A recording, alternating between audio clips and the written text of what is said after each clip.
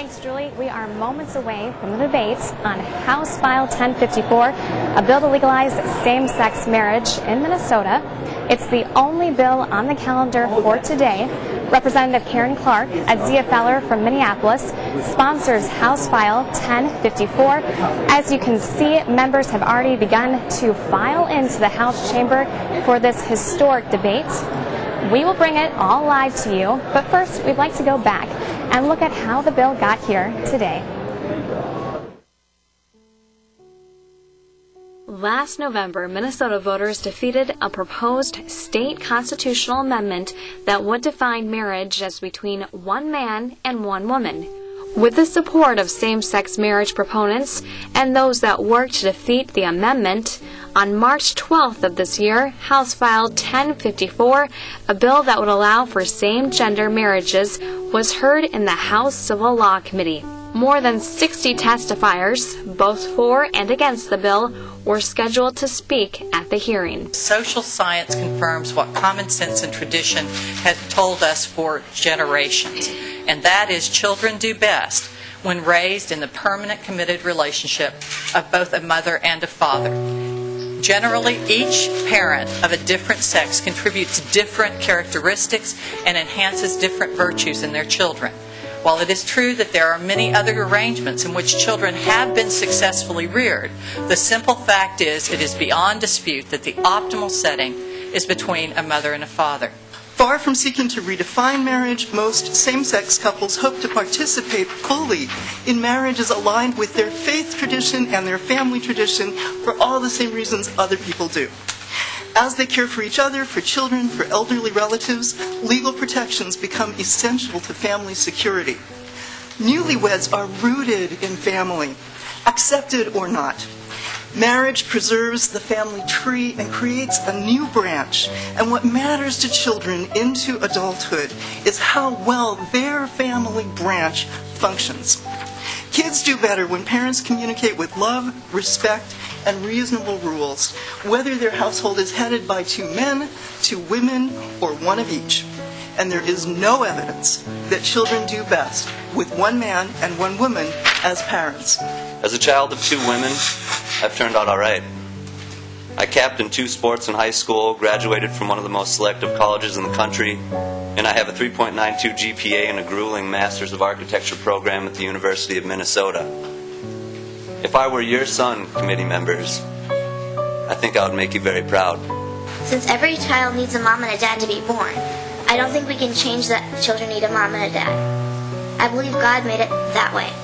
I know some disagree, but I want to ask you this question. Which parent do I not need, my mom or my dad?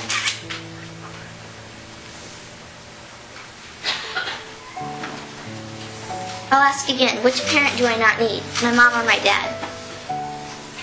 Under House File 1054, the state would allow the marriage and divorce of 2 persons, regardless of gender. The bill also provides exemptions for churches and other religious associations if the law would be in violation of the entity's religious beliefs.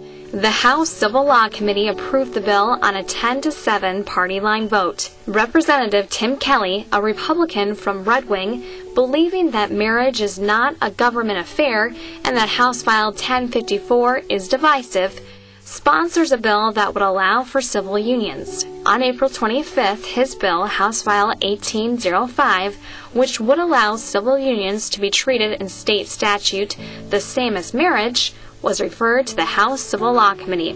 We are here to offer a way to unite Minnesota and to bring forth a bill that will take the divisive social issues away from the political arena and give everyone the individual rights that they deserve.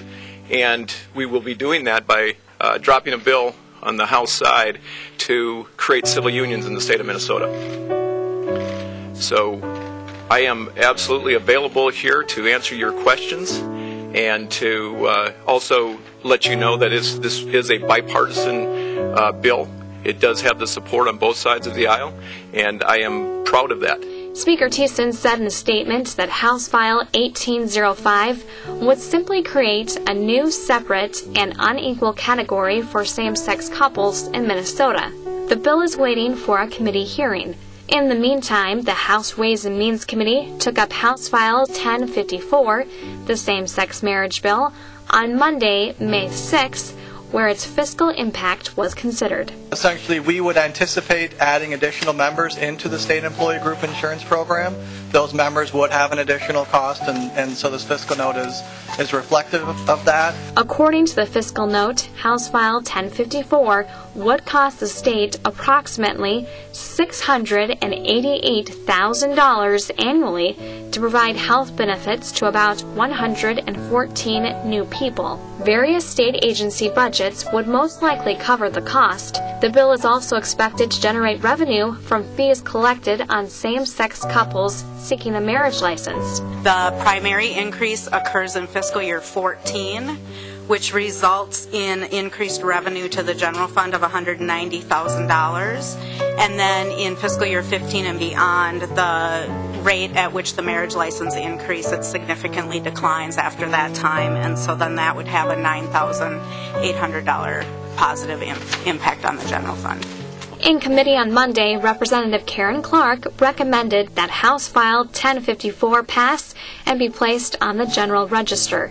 On Tuesday, the House Rules and Legislative Administration Committee scheduled the vote for today.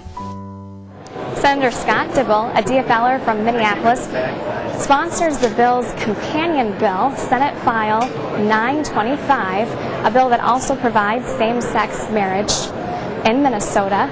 The bill is expected to come up on the Senate on Monday. We will have the live debate right now as soon as I move away.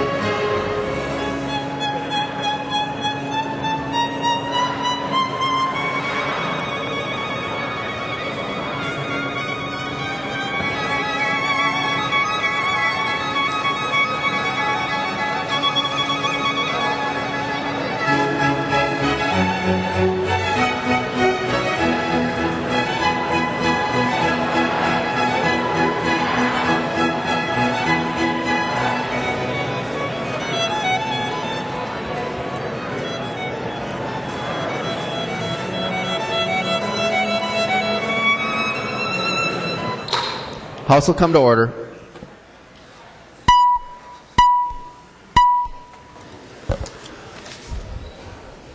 Prayer by the chaplain.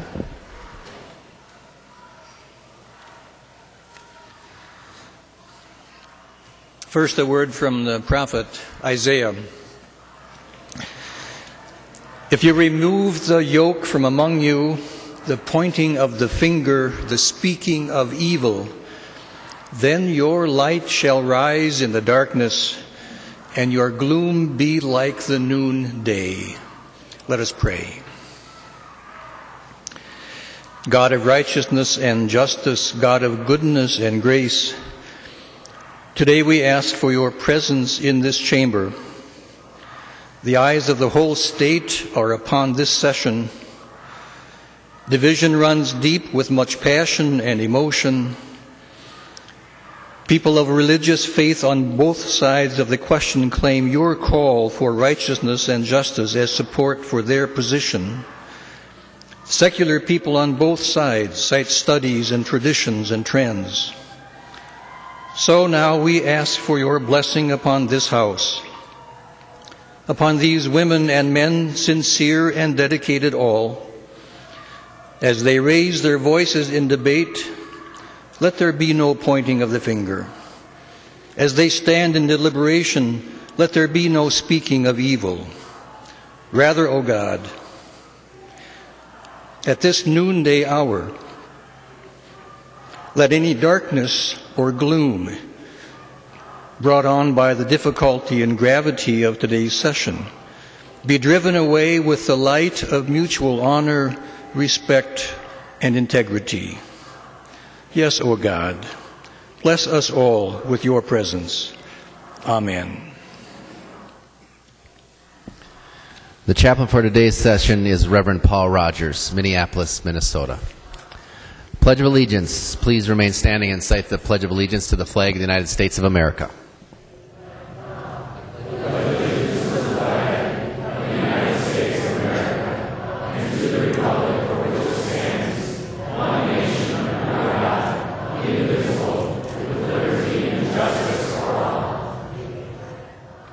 Clerk will take the roll.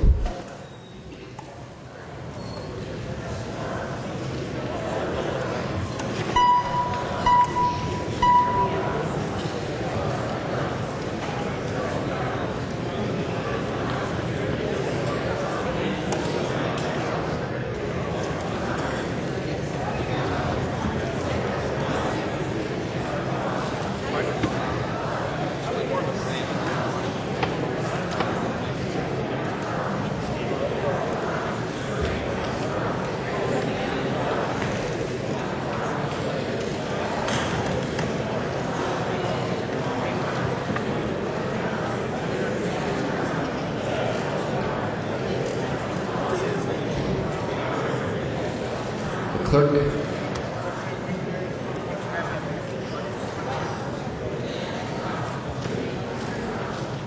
We'll close the roll.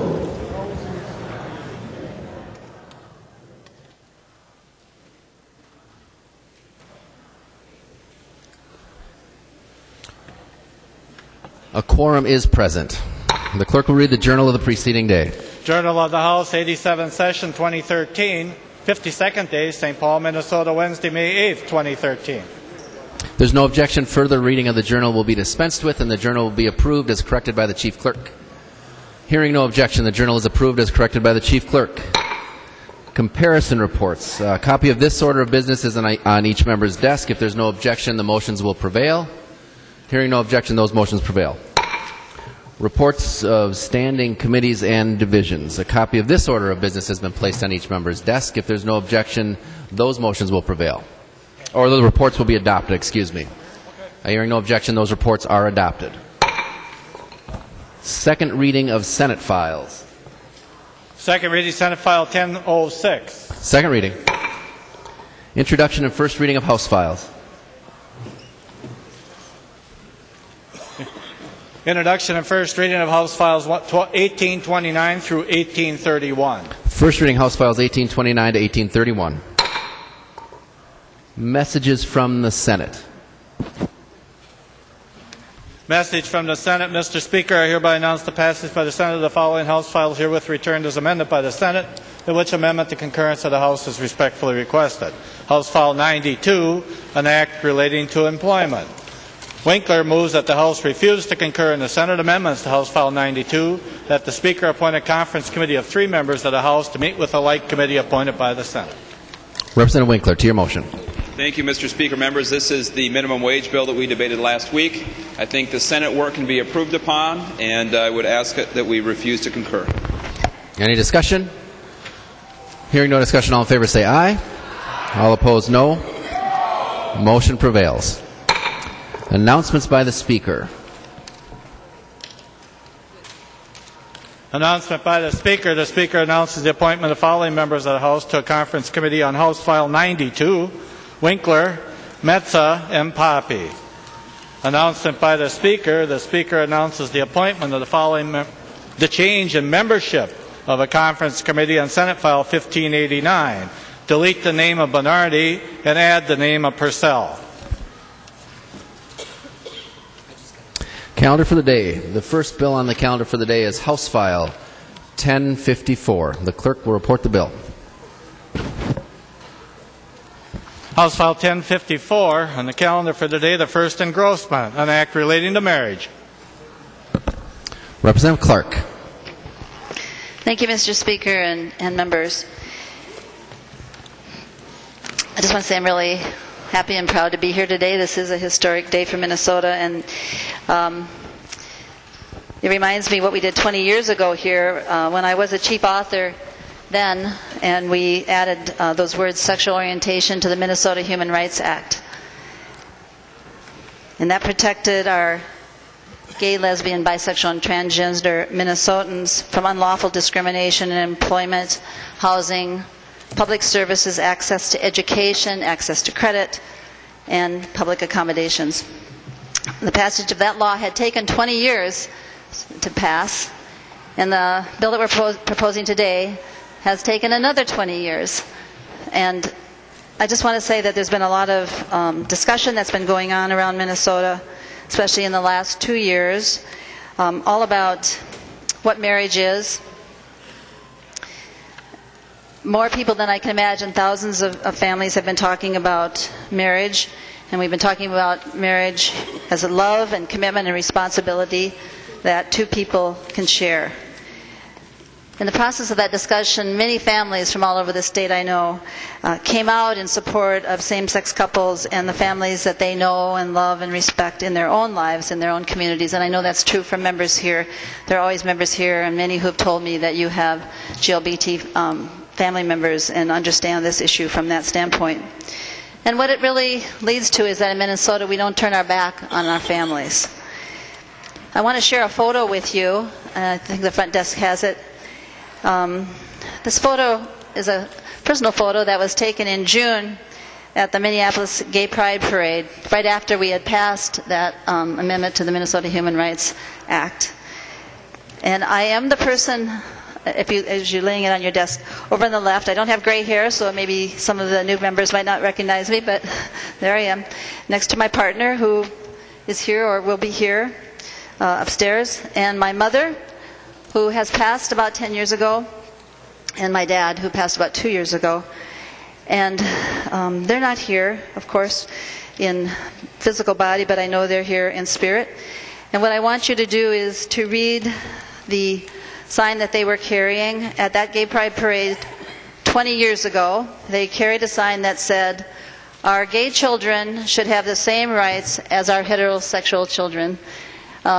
This is Millie and Burtis Clark from Rock County, and I hope the representative from Rock County recognizes my dad and mom on there. They were very proud that we had passed that law. One of the things my mother did was to write a letter to the Rock County Star-Herald and discuss that bill before it was passed, and got a lot of feedback, which I understand people are getting a lot of feedback about this particular bill. She ended her letter to the Rock County Star-Herald saying, "I believe my daughter is differently blessed."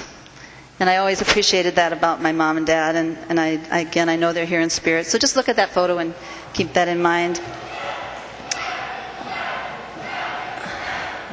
And I just want to remark that my family knew firsthand that same-sex couples pay our taxes, we vote, we serve in the military, we take care of our kids, our elders, and we run businesses in Minnesota.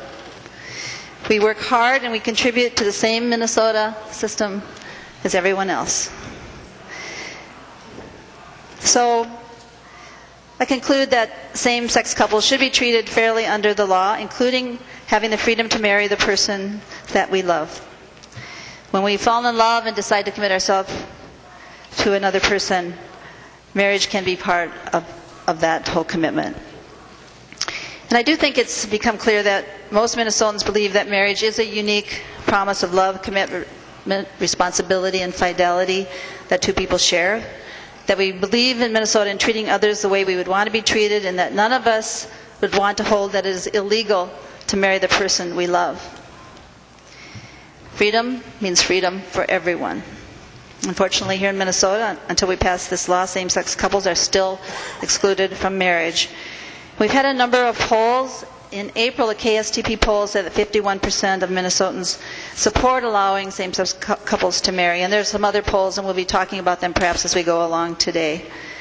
And I can just say that Minnesotans from every faith and political background have been urging the legislature to take action this year and include same-sex couples in the freedom to marry. I would say our Minnesota values are clearly not represented by excluding some people from the freedom to marry just because of who we are. So this discussion with many of you has led to today's vote, and it reminds me so much of 20 years ago and some of the discussions we had on the floor here. One of the things that it comes down to eventually, and I've heard many of you say this phrase, is that it's important that we know that it's the right thing to do. It's the right thing to do today to vote to pass this bill. I do believe it's time to ensure that no Minnesotan is told that it's illegal to marry the person they love. That includes me and many people who you all know and love in your own lives. With that, Mr. Chairman, I want to go through the bill and just section by section let people know what this bill would do. The first section amends the Minnesota Human Rights Act to expand religious freedom. That's the very first thing we do in this bill. Specifically, it ensures the freedom of religious institutions, nonprofit religious corporations, and affiliated educational institutions to refuse to participate in a marriage in which they object on religious grounds. This section allows these religious entities to refuse goods, services, facilities, and accommodations to such marriage ceremonies and celebrations. Very strong. And even before we put this in the bill, you should know that the Minnesota Human Rights Act is the strongest in this regard in terms of protecting religious liberties in the whole country. Section 2 changes Minnesota law to permit marriages between persons regardless of the gender of the spouses. It reaffirms that marriage in Minnesota is a civil contract. That's the heading on the title of the law, a civil contract, and there's going to be an amendment later that makes that even clearer. It leaves previous state law intact regarding the requirements for solemnization of the marriage, presence of two witnesses, licensure. That all stays the same. The next section, Section 3, amends Minnesota law to remove same-sex couples from the list of specifically prohibited marriages. It also repeals the prohibitions on recognizing same-sex marriage from out of state. Section 4 replaces a single reference there to bride and groom with the word parties in the requirement that the newly married couple must provide their address on their marriage license applications. Section 5 removes gender-specific references in the requirements for solemnizing a marriage. It also protects the exclusive freedom of religious entities to preserve their own religious doctrine on the question of who may marry within their faith. Finally, it forbids any fine, penalty, or lawsuit against a member of the clergy for refusing to officiate at the marriage to which they object for any reason. And there's going to be an amendment that will be coming forward later that I will accept that clarifies that even more. Section 6 has two provisions. It first makes it clear that the marriage bill makes no change in the individual human rights and expansive religious freedom protection already contained in our 20-year-old Minnesota Human Rights Act. It ensures that the marriage bill has no effect on pre-existing anti-discrimination laws, which means that it does not increase the legal liability of any person, business, labor union, or religious institution, and it expressly states that the marriage law will not impose legal liability on nonprofit religious institutions for providing adoption, foster care, and or social services, provided that they do not accept public money for these specific services. The second provision there would remove gender-specific rights and responsibilities of spouses and parents under Minnesota law, making them applicable regardless of gender. And I want to say that the first amendment I'm going to be offered is one that I put together after talking sometime with Representative Holberg, that makes it clear that we are not changing or in any way having an unintended effect on heterosexual families, women who are biological parents. So this will just specifically make it clear that we're clarifying that this is only in civil marriages regarding persons of the same sex, that we're having that gender neutrality.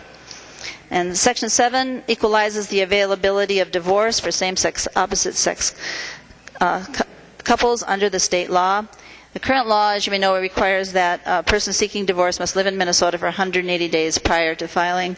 This section allows couples to seek a divorce in Minnesota courts if they were validly married in Minnesota, but now live in a different state where they are denied divorce because that state may not have a marriage law that allows them to marry. So, members, that's the bill. And Mr. Chairman, I have an amendment at the desk that I would like to offer first. There is an amendment at the desk. The clerk will report the amendment.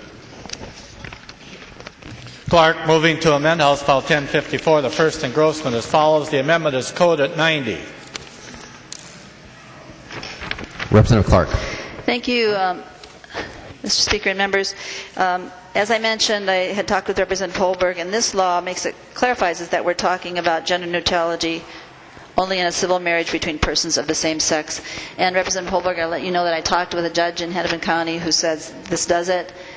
She said she thought it was clear before, but this gives comfort language and makes it very clear. I urge members' support. Any discussion to the amendment? Seeing no discussion, all in favor of the amendment say aye. Aye. All opposed, no. Motion prevails. The amendment is adopted. There is another amendment at the desk. The clerk will report the amendment. Fitzsimmons, moving to amend House File 1054, the first engrossment as follows. The amendment is coded 619. Representative Fitzsimmons. Hi. Thank you, Mr. Speaker. I'm David Fitzsimmons. I've actually been a representative here for 5 months, even though this is my first time speaking, so I am actually supposed to be here on the floor, in case you were wondering. Mr. Speaker, I'd like to move the amendment to the amendment, please. There is an amendment to the amendment. The clerk will report the amendment to the amendment. Fitzsimmons, moving to amend his amendment as follows. The amendment is coded 098. Representative Fitzsimmons. Yeah, and the amendment to the amendment made sure to address some. Does this still? I thought it maybe failed on my first attempt, so. This amendment to the amendment made sure to conform with other existing language, giving the best chance that it'll fit in with current law. So I'd ask for your support on the amendment to the amendment, please. Any discussion to the amendment to the amendment? Seeing none, all in favor of the amendment to the amendment say aye. Aye. All opposed, no. Motion prevails. On the amendment, Representative Fitzsimmons. On the amendment, there were a few things with concerns with the bill that I had. I think a lot of other people had it, constituents, other members. And again, it's going to be a situation, obviously, where no one's ever completely happy with what happens. But I'd ask for your support on this. It adds civil to every reference where this references marriage. And I believe that helps to further solidify that there's a distinction between what is happening at the courthouse and what is happening in your church, in your synagogue, and any other house of worship. So I believe that's an important distinction for us to make. I believe we have to spell that clearly in law. And I always appreciate anyone's efforts to do something that they believe is increasing our liberties and increasing our freedoms. And I know that everyone in here has very different ideas of what that is. Sometimes I wish more people agreed with mine. Representative Kahn and Liebling, Driscoll and Anderson, we could have got 6-packs on Sunday if more people agreed with my freedom to purchase on Sundays. But here we are. But we have all different ideas, but I think it's always important for all of us to make sure that when we're expanding someone else's liberty or protecting someone's freedom or liberty, that we're making sure that to our best ability that this body is watching out that it doesn't infringe on someone else's freedom and liberty. And I think that's important. I think that's going to be important on this issue going forward, for everybody to keep that in mind and everybody to have sensitivity about that. I appreciate that. And I believe this amendment can help ensure that those protections of conscience exist and they're protected. And I believe that's an important thing that I hold. I think many others share that.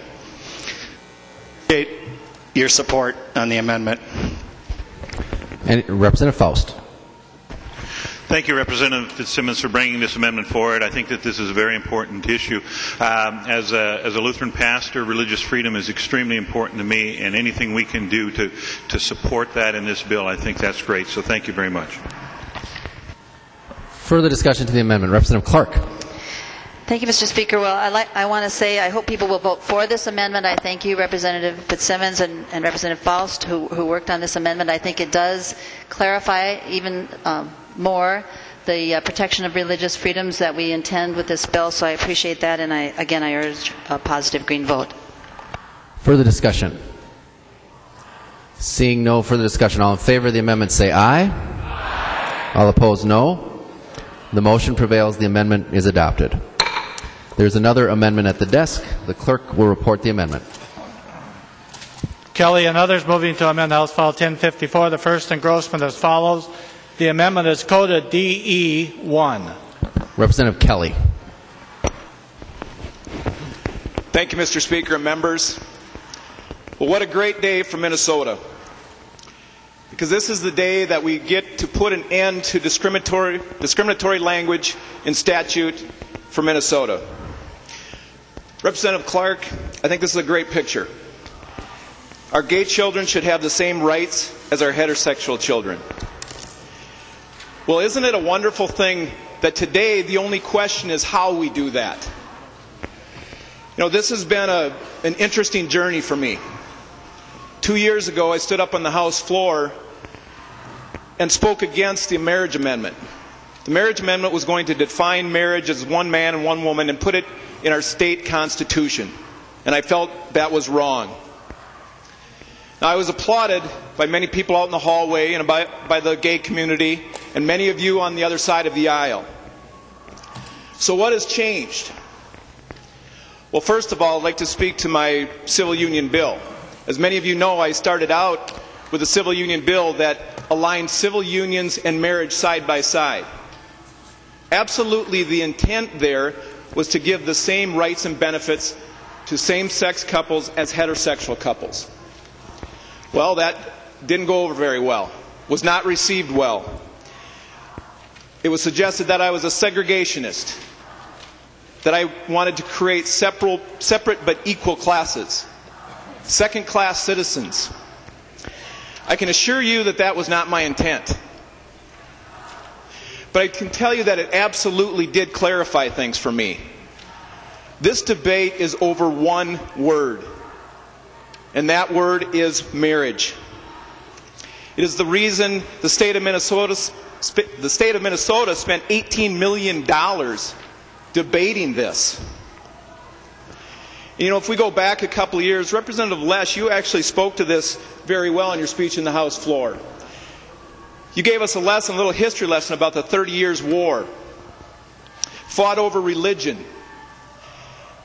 and the effect that that war had on our founding fathers. So much to the point that they knew that they should not put religious ideals in our Constitution. In fact, you place things that protect people from certain religious ideals, and that is how a republic stays strong. I agree with that. Do you realize that marriage is to be found nowhere in the United States Constitution? And Representative Purcell, you certainly agreed with him.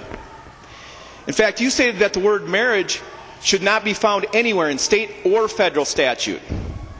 And you also said, and I'm not sure if I can see you saying this, but you said, if you give a hoot about liberty and that flag, you would vote against the marriage amendment and for defining marriage. I think that's great advice from both of you.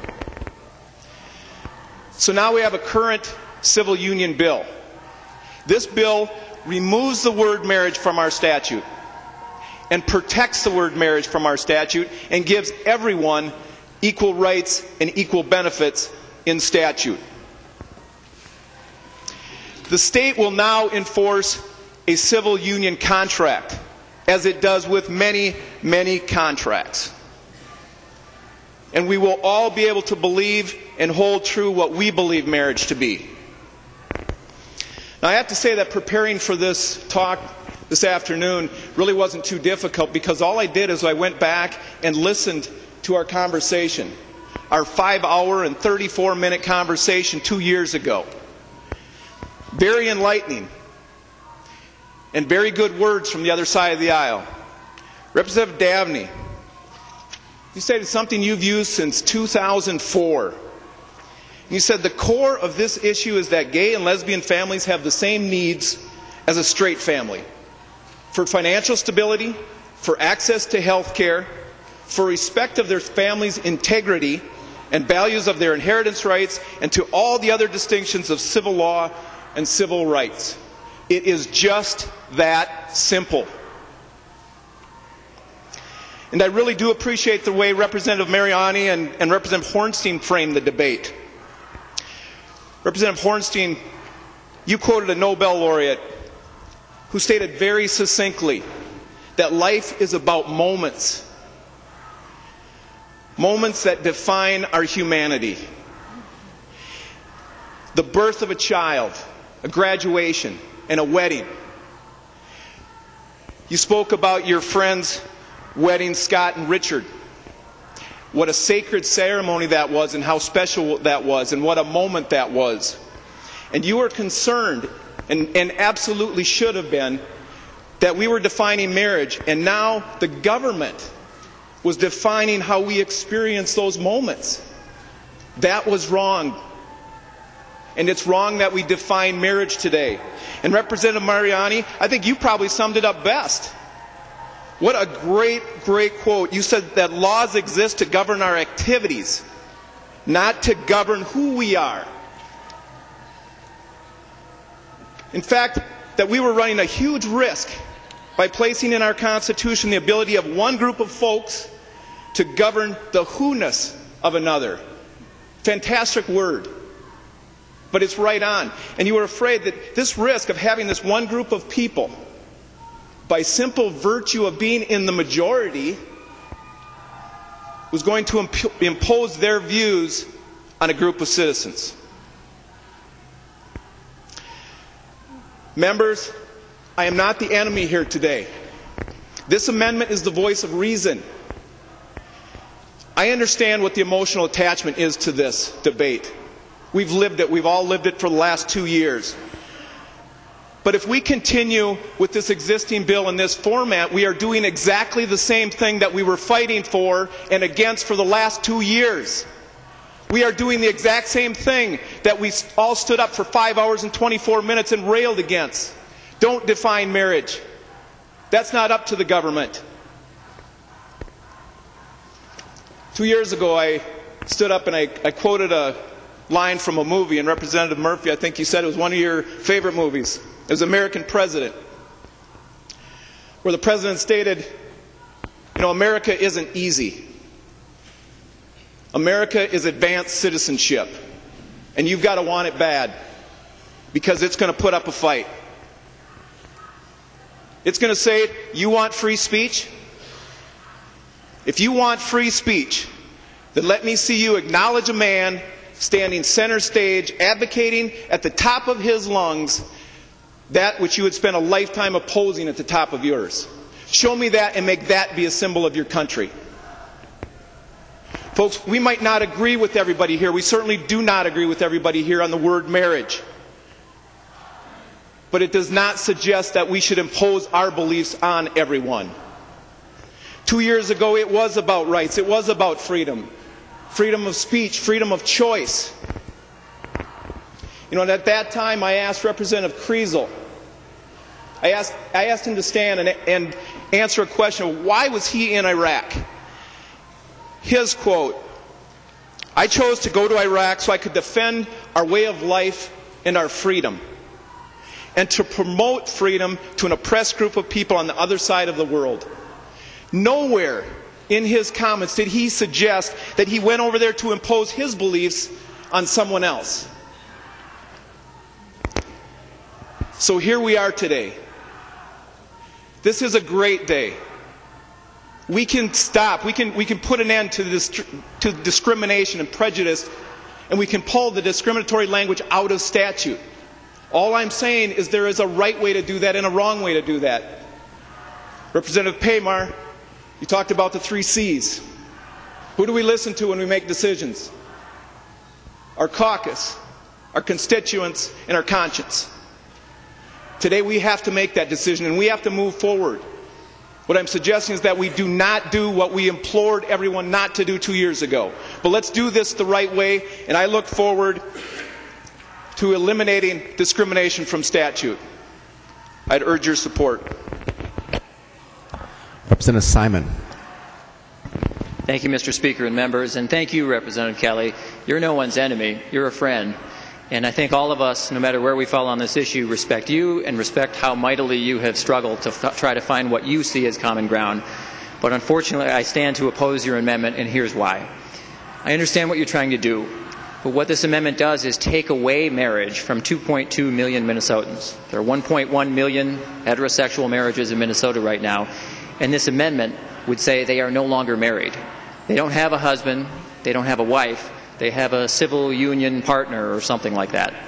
And I think that would be news to our constituents. Aside from all the obvious issues of how you calculate benefits on the federal level if you work for the post office or the Pentagon, it's going to be very, very difficult for Minnesota to say that we will no longer recognize marriage. We will only recognize civil union, a term that the federal government doesn't recognize. So this amendment, though I understand what you're trying to do, undoes 1.1 million marriages in the state of Minnesota in service of a concept that I understand, in service of a goal that you're admirable for pursuing, but this language in this amendment doesn't do it. Instead, it undoes marriages in Minnesota. The better approach, in my judgment, and I hope a majority at the end today, is to give everyone that freedom to marry and not diminish marriage for those who already have it. So I respectfully, very respectfully, urge a no vote on the amendment. Representative Purcell. Thank you, Mr. Speaker, members. Representative Kelly, my friend, I don't say that lightly. We've had some very good discussions and we will continue as friends. But I'm standing up to oppose the amendment at this time. And you're right, my language that I have used and supported in the past in the constitutional framework of First Amendment versus 14th Amendment, very strongly. This is constitutional to me, every bit of it. However, if we remove marriage at this time in Minnesota without having concomitant removal of that word across government, including in the use in military documents, we will deprive Minnesotans of their constitutional rights under the 14th Amendment. And I'll wrap up by saying one thing, and you quoted me on several things that I did say, and I'm going to bring one back that I also said a couple years ago. And I quoted, to the best of my ability, probably better say paraphrase, Martin Luther King, Roosevelt Baptist Church, 1964. Why should I, he said, support sending young black men to fight in Vietnam for liberties that they do not have in this United States of America? This is about liberty. We can't change the word in Minnesota in the meeting without changing it across all governments at this time. I do not support the amendment. Any further discussion on the amendment? Representative Kelly. Thank you, Mr. Speaker. Just in regards to taking away marriage, Representative Simon and Representative Purcell, I would have to respectfully disagree. There is no way a government could take away my marriage. Marriage is between myself, my wife, my church, and God. And the government will never be able to take that away. And Representative Purcell, it is about liberty. It's about liberty for all. As a government, we can stand here and enforce contracts, but we do not have the right to tell someone what their beliefs should be. And the current bill is suggesting exactly that. We need to stand up just like we did 2 years ago and say it's not right to define marriage for anyone.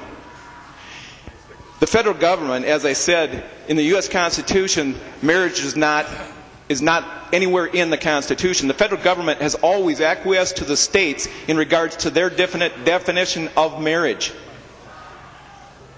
There are many definitions of marriage across the nation, and that is why they do that. In this bill, it states that for federal purposes, a civil union would be construed as marriage.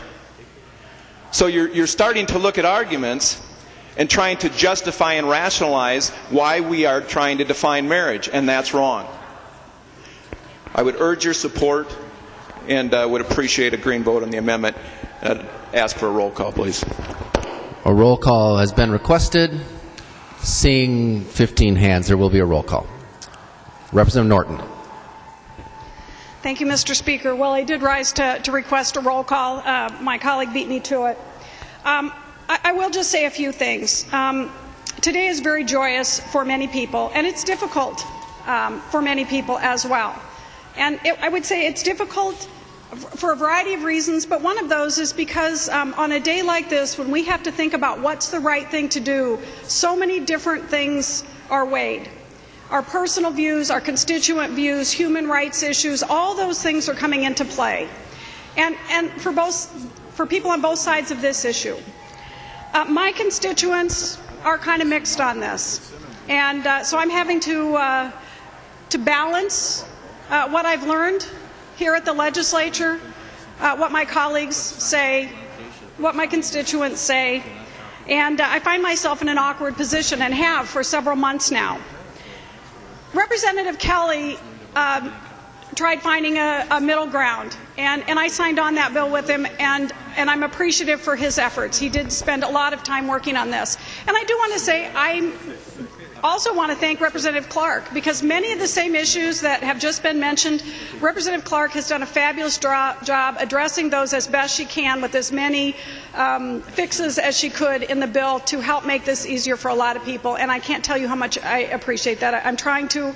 I know it's tough, but I do really appreciate all you've done. And Representative Kelly, for me, this is I signed on your bill, and I'm standing in support of the amendment because I'm a strong supporter of the separation between church and state. And I can tell you from the letters that I received, and we all did, the most prominent theme had to do with religion. That this is a religious conflict. This is a religious issue. And so this amendment separates, as you just mentioned, the states providing those legal protections under the law for anyone that deserves it, for everyone that deserves it, and allowing that religious expression to happen in the churches. And so thank you very much for working on this. I would say this is about legal, but it's also about love, and today is a true test to our body's ability to find a way through that. And so, members, I'm going to vote green on this amendment, and we've had the roll call. But I just want to thank both Representative Clark and Representative Kelly, and just say the best email I got, and I'm just going to let Representative Kelly know in case he didn't get this, was from someone, wasn't a constituent, that sent me a letter or an email, and the way she worded it is that this was an elegant solution to a very difficult problem, and I thank you for that. Representative Kiefer. Thank you, Mr. Speaker.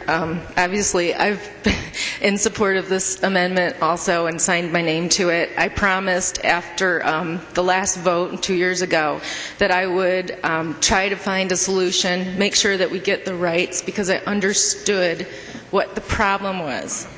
And I made that promise, and I didn't take that lightly. I think this is a compromise. We talk a lot about the word marriage, and we feel an emotion. We all do. We think of something. We have a picture in our head. What if I say the word child? You have another picture, another feeling, another emotion. What I'm trying to do here and why I support this is union takes away that emotion and makes it more of a level playing field, just like when we call a child a minor. A minor, well, I don't say, oh yes, I have 2 minors. No, we say we have children, but in the law, we try to keep that as blind as possible so it's a level playing field. I'm sorry that this bill didn't get any hearings in committee, because I think it should, because I think this discussion would have been very important.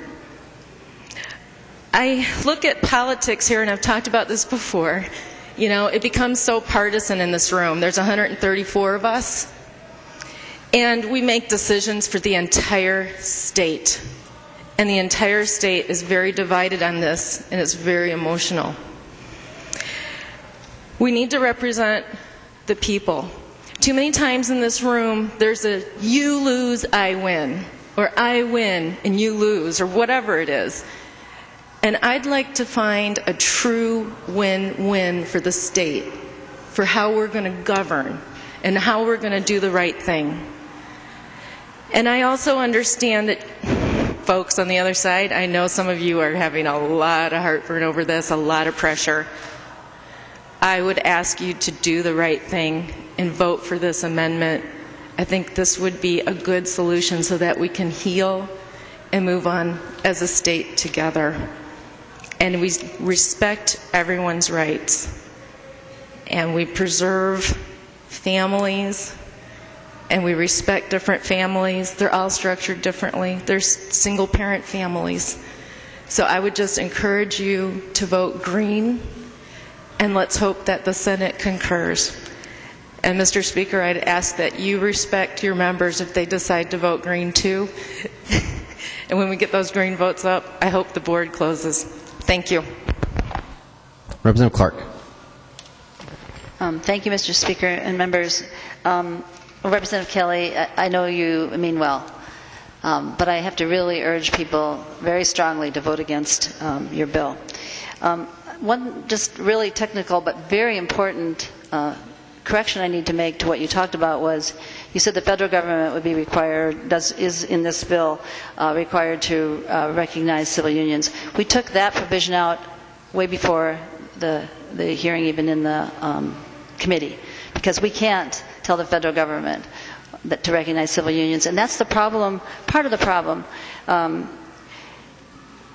Every state that's had civil unions has found that it doesn't work, and I believe there were 10 different states that have passed over the years civil unions. Minnesota never did it, but the states that did do it are the laboratory for that discussion and to see what happened.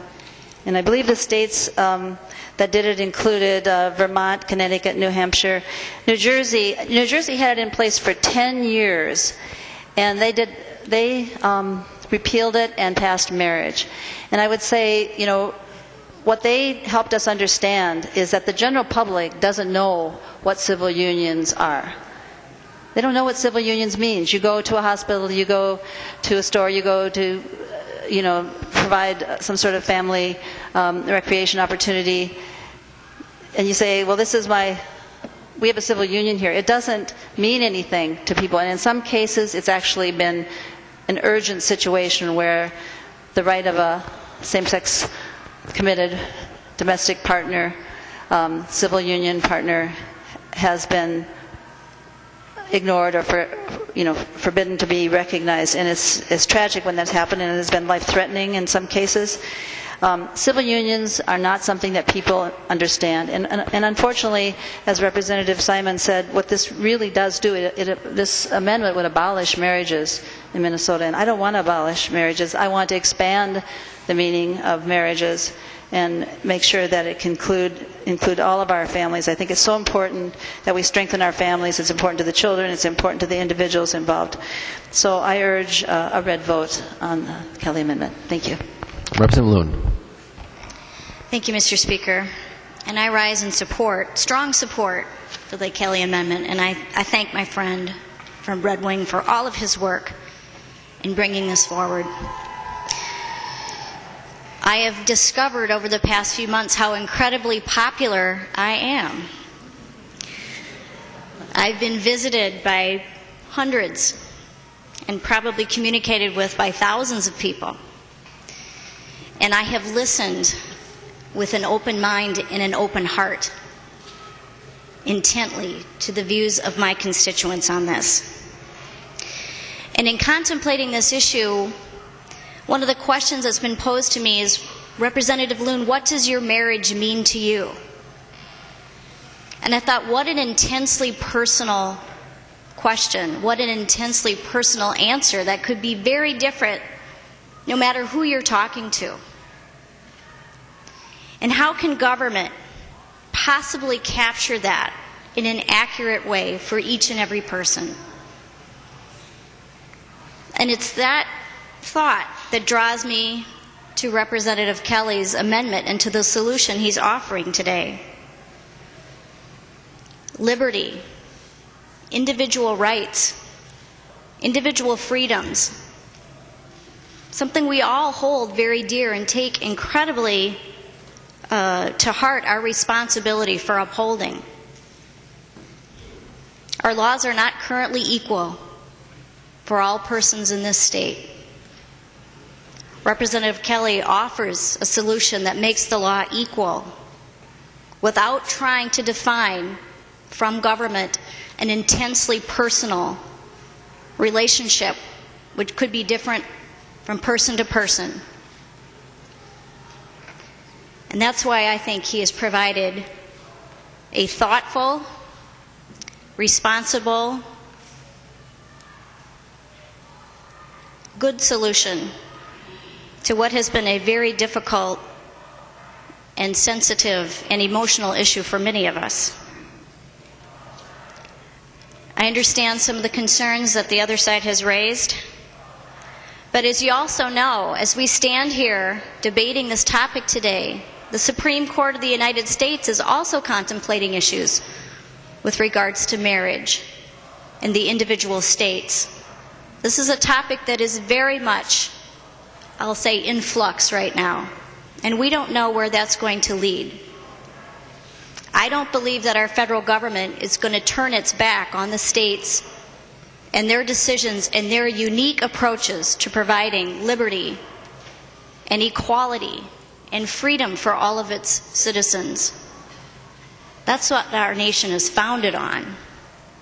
How could the courts, how could the federal government find that our solution is one that somehow takes rights away from other people? I don't believe that. So members, I know this is a really tough day for a lot of us and a tough vote. I was really hoping to be very eloquent. I'm not sure I matched it. So many of you have said things that, and you in particular, Representative Kelly, that have touched me. But liberty, to quote William Allen White, liberty is the only thing you cannot have unless you are willing to give it to others. And I hope that's something we keep in mind today. Please, members, vote yes on the Kelly Amendment. Any further discussion? Representative Kelly. Thank you, Mr. Speaker. I would absolutely like to thank the body for this discussion and conversation. I can tell you that 2 years ago, I felt I was in the right, and I felt I needed to stand up for individual freedoms, individual rights, freedom of choice, freedom of speech, and I did that. The message is the same today. I'm not exactly sure why it's changed on your side. Every one of you that stood up talked how wrong it was to define marriage in any way. How you were going to take that away from certain individuals and certain groups. When I looked at this day, I look at it as an exciting day, as I said. I think this is our day. This is when we get to remove discrimination from statute. That's a good thing. But how we do that is just as important. And as far as the issues in federal government and marriage, the reason that a lot of those have failed, Representative Clark, is that they tried to match it up just like I did in the first bill. There's no state that just went solely civil unions without marriage in statute. So I looked at this as one of the most exciting things we could do as a state of Minnesota. I didn't think of the state of Minnesota. If this entire state went civil unions, what in the world would the federal government have to do at that point in time? They would have to rule on what that means. Look at the decision for them now. They have always looked to the states for our definition of marriage. So now we have a whole state out there, civil unions. The easiest thing for them to do, as Representative Norton alluded to, is separation of church and state.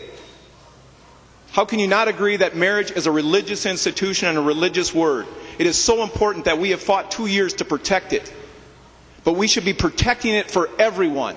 And I don't know how you can look back at your speeches and suggest that it has changed today just because we're in the majority now, just because we can.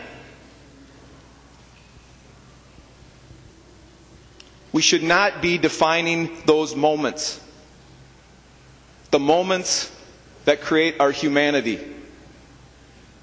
We should protect everyone's rights, even if we don't agree with them.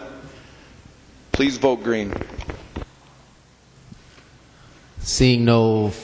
Representative Clark. Well, Mr. Speaker, just one comment to Representative Loon. The federal government has spoken on this, DOMA, Defense of Marriage Act. So the federal government does impact us, and as did the state. And so I just want to say one other thing to Representative Kelly. I think I've been pretty consistent. I've always talked about marriage being something that should be expanded. This is not an attack on marriage. This is an opening up of marriage. So it includes all of our families. And I ask, again, Mr. Speaker, members, please give us a red vote on this bill. I do not want to abolish marriage. And this amendment, I mean, do not want to abolish marriage. Seeing no further discussion, the clerk will take the roll on the amendment.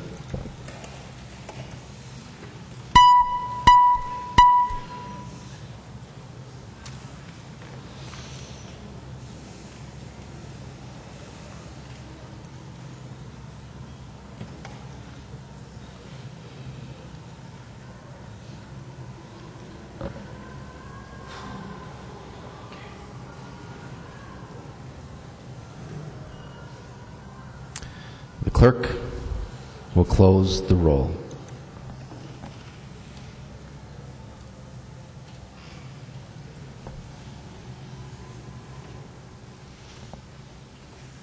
There being 22 ayes and 111 nays, the motion does not prevail. The amendment is not adopted. There are no further amendments at the desk. The clerk will give the bill its third reading. Third reading, House File 1054 as amended. Third reading. Representative Johnson. Thank you, Mr. Speaker and members. I'll be brief. I believe in equal rights, and for me that includes equal rights to choose who you want to marry. So on behalf of Amber and Celeste, Greg and Billy, Maria and Jessica, Kellyanne, Matt, Therese, and countless others, and in deep respectful memory of activist Jim Chalgren, I urge a yes vote. Thank you. Representative Cornish. Well, Mr. Speaker and members, Representative Clark, as one of the more senior members now here, that's hard to believe. I hope to kind of set the tone today on our discussion here after third reading. And as you know, I think this is a totally different setting than we had back a while ago. I think already the media has noticed it. Not that the media hopes for disruption, mayhem, and havoc, but I don't think they're going to find that here today. The crowd is different. We're different in here.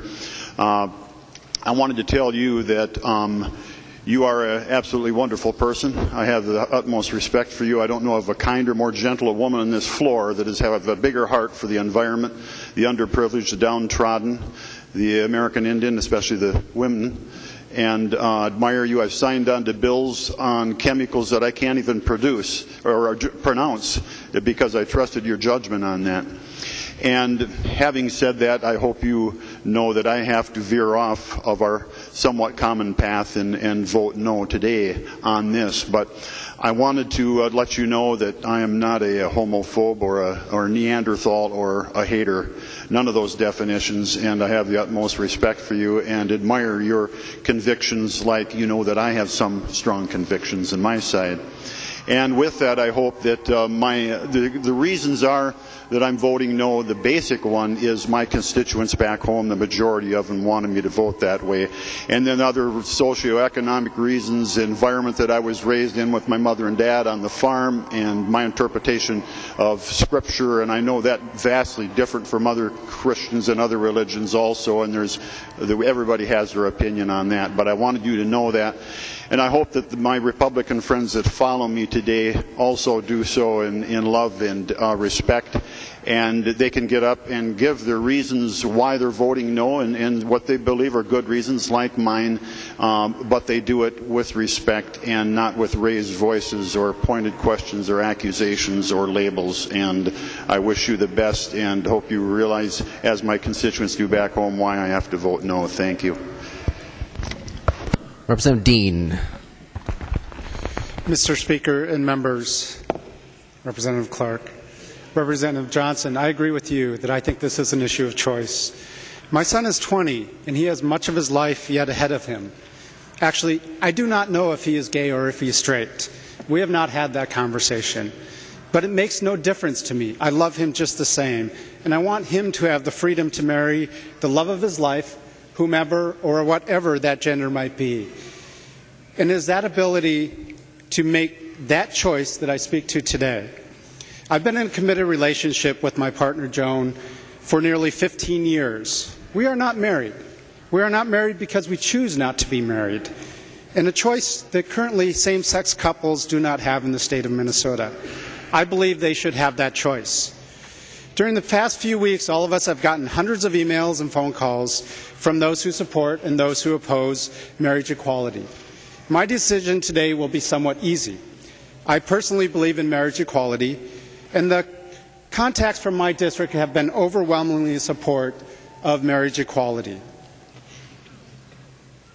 After all the contacts and all the lobbying by all our friends and neighbors, ultimately we need to make a decision to vote yes or to vote no on House File 1045.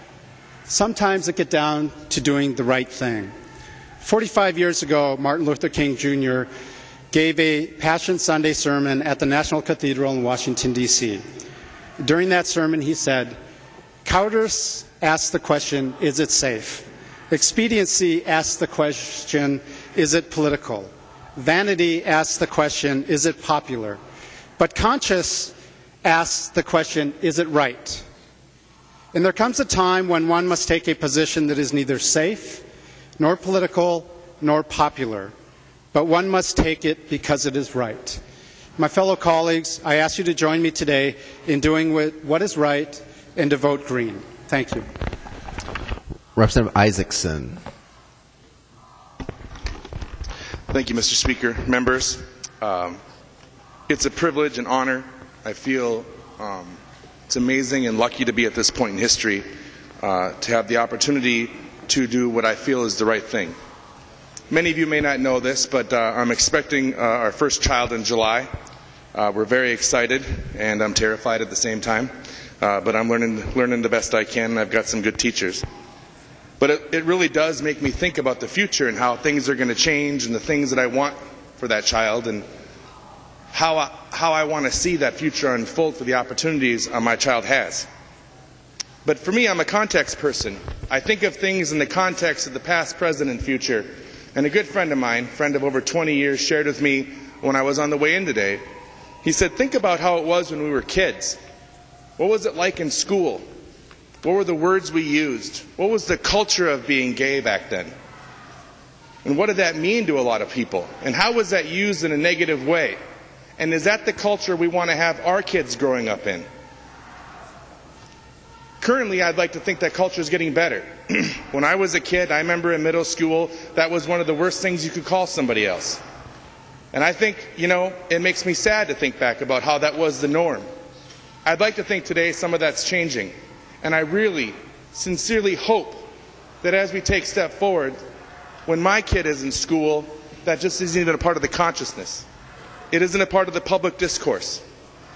I grew up, and I've expressed this on the floor a little bit before, in a somewhat broken home. Parents were divorced. My mom, as I have lovingly referred to her, as a flower child hippie liberal from the 60s, and my dad was a Reagan Republican. And they didn't agree on almost really anything, right? I mean, to be fair, except one thing. They taught me from the very beginning, love no matter what. Both sides, love no matter what. It trumps the rest. And someone recently accused me on Twitter of being divisive. Friends, I don't think equality and love is ever divisive. I see this as something that is uniting. And I know some don't agree with me, but I've had the opportunity to have many folks come to my office who are adamantly opposed to this bill. And by the end of those conversations, we left as friends. It could have been ugly, could have been a horrible discourse, it could have been one angry exchange, but my responsibility as a statesperson, as a public official, is to let every single person be heard and to let them know that I respect where they're at. I developed some wonderful relationships. I've been able to help them out on other issues, and I'm hoping that as time goes on, whatever wounds are there or divisions are healed. But I can tell you that for myself, voting yes is an intensely personal thing, and I vote yes not for myself but also for my kid, also for a chance to change the culture. I think that's just vitally important. I want to thank Karen and others who've been around longer than I have, who've shepherded me through when I've seemingly ran stuff over, been a bit of a bull in a china shop at times. I'm just really appreciative of that. I'm grateful to be here, and I'm excited and very proud to vote yes. Thank you. Representative Bernardi. Thank you, Mr. Speaker and members. I know and respect that Minnesotans are struggling with equality of marriage for everyone in our state. I also know as Americans, we have the value of freedom, fairness, and love. And we stand together with the belief that everyone in our community ought to be treated fairly and equally under the laws of our state. On this historic day in Minnesota, I am honored to have the opportunity to stand up for liberty, love, and justice for all Minnesotans with my vote yes. Thank you.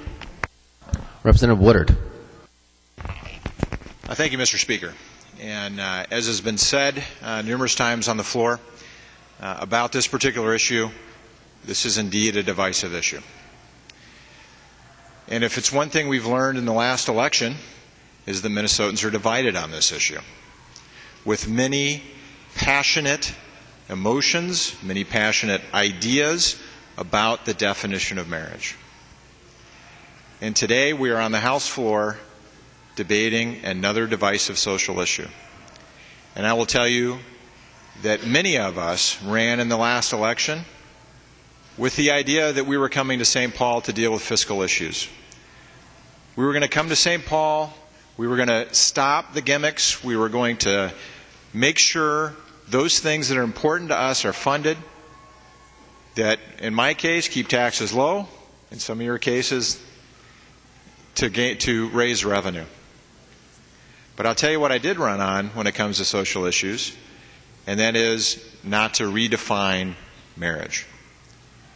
And today we are being asked to redefine marriage. Marriage is intensely important to all of us. All of us will say that. Regardless of where you stand on this issue, it obviously is intensely important to you. But we are redefining today, in this bill, a definition of marriage that has been a bedrock of our society for thousands of years. So if it weighs heavy on your heart, it should. We are redefining an institution that has been the bedrock of our society for generations. Generations have sat on this floor and protected that definition of marriage. And today we're being asked to change that. And if you can think for a moment, just sit back and think for a moment about why this is a passionate issue. We're asked to empathize with the idea that we should redefine marriage. And I'm asking you to empathize with at least half of Minnesotans who disagree with that. Think about them as well, because this is important to them. This is close to their hearts. As Representative Loon said, marriage means something to each and every one of us.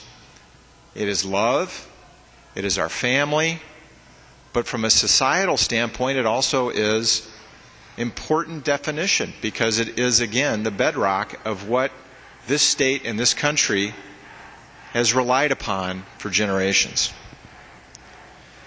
So let me talk for a minute about religious liberties. So it's been stated that religious liberties are protected in this bill. And for those of you who think that the Fitzsimmons Amendment that has been put onto this bill provides those religious liberties and says that now I'm okay with redefining marriage, basically what it does is it takes the Human Rights Act that already exists and puts it into this bill. There's no additional protections. It doesn't protect small businesses. It doesn't protect persons. It doesn't protect conscientious objectors. It doesn't do any of that. In fact, it talks about controlled religious institutions. And we can debate for hours, and I won't, on what that means. It talks about secular business. So we are defining now what secular business is versus religious business. And think for a moment, for me, it makes it easy. Think about the Knights of Columbus Hall in your neighborhoods. And the Knights of Columbus Hall, and whether or not when they lease that out to an individual, whether that is business. And good legal scholars have said that is secular business. And today, it's never been challenged. No one has come to the Knights of Columbus and said, you're not giving us your facilities, and that's discrimination. Because today, it's not marriage. Because today, the state hasn't sanctioned that as an appropriate definition of marriage. This bill passes, becomes law, the governor signs it. It does. And it becomes much more difficult for those religious institutions to be able to say, we're going to solemnize that that's okay. But because that is probably going to be construed as being a business for profit, this is a Knights of Columbus Hall, then they will be considered discriminatory. We are classifying half of Minnesotans as bigots in this bill, and they're not. They're not. These are people with deeply held beliefs, including myself. And members, just to reiterate what I said in the beginning, if you have a heavy heart, you should. Because if you vote green on this bill, you are redefining marriage. One of the most sacred and important institutions that we have. So all that I ask for you to do is, if there are members who still are undecided, who are still thinking and digging deep, maybe praying, maybe talking to constituents, and certainly in my district, constituents have overwhelmingly told me they don't support this redefinition of marriage. Think about those things before you hit a green button. Thank you, Mr. Speaker and members. Representative Mullery.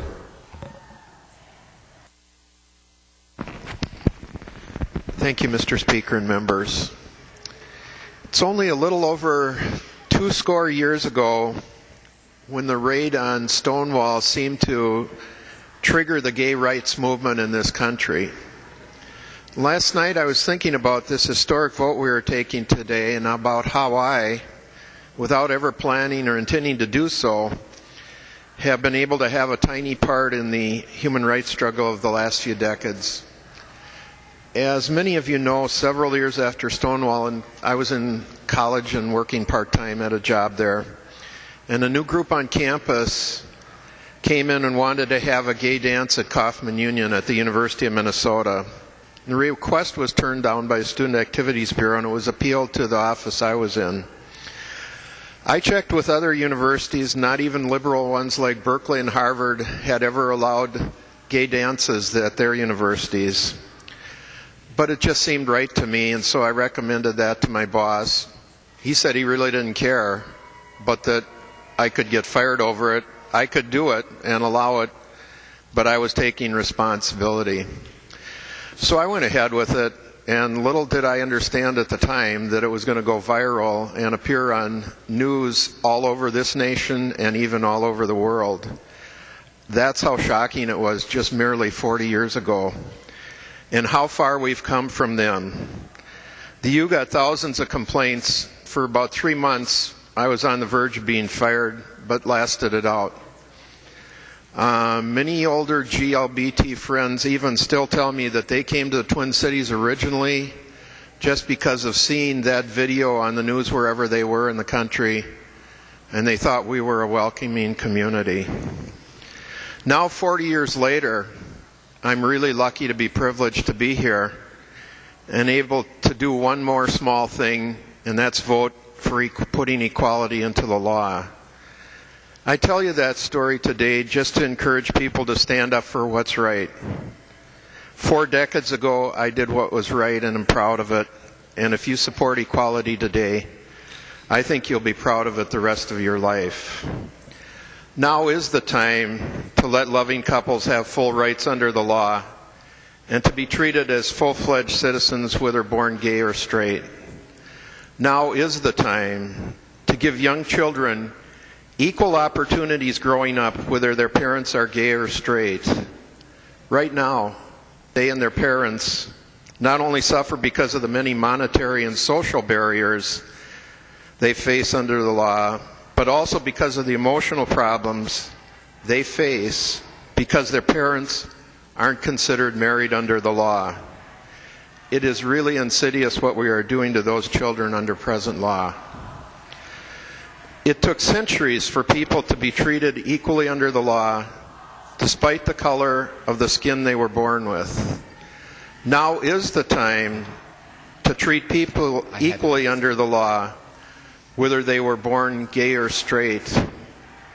To paraphrase a great Minnesotan, now is the time to step out of the darkness of discrimination and into the bright light of equality for GLBT couples. Vote for equality. Thank you. Representative Lane. Thank you, Mr. Speaker. A couple years ago, I introduced the Civil Union for All bill. Regarding the concept of this bill, one of my daughters had worriedly asked, "But which day will I call my wedding anniversary? The day we had the civil union or our wedding day?" Well, that probably was the least of the problems with that bill.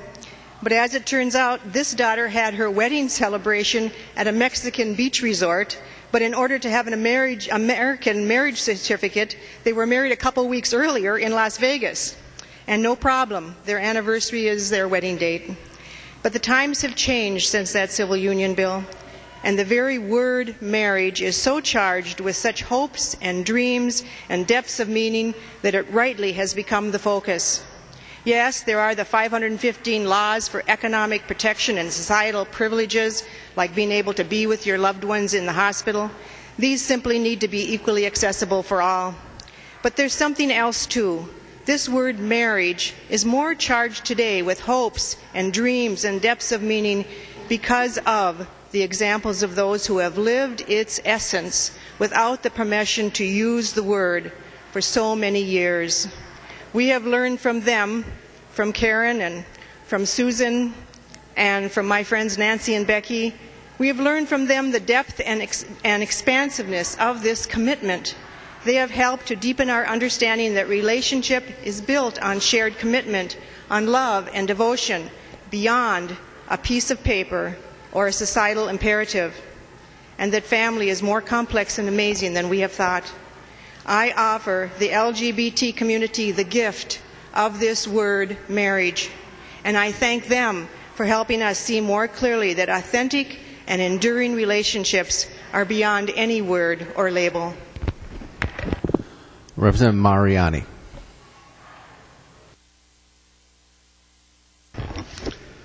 Thank you, Mr. Speaker and members. This morning, when I awoke, like everyone here, I was thinking about this day and the vote that we would be casting here today and the words that would be shared. And I think it's very important that we, in fact, slow down and allow whoever, all of us, to be able to express our thoughts here today. These are very important moments for a body like this. It's certainly important when we pass a bonding bill or a K-12 bill and we make those investments, but these moments are special moments. They speak to the fundamentalness of who we are as people and as a democracy. The thought I had this morning was how this issue seems to have followed me around since the day I first arrived here in the 1991 session. And the thought that I had when I thought that was, Carlos, how often does justice come knocking at the door? In the 91 session, the issue before us was the state human rights statute, as Representative Clark shared, and whether we would include in its protection our gay and lesbian citizens. And of course, that statute, as you all know, was created knowing that often the majority will single out the minority because, in fact, they are different, and because they're different will do them harm.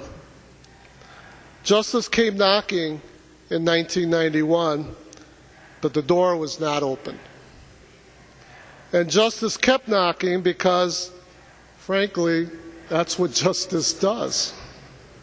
A few years later, we here in the legislature heard the knock, and we answered the door. And it took a diversity of us members. It took Democrats and Republicans, including an evangelical Lutheran minister who served in the Senate at that time.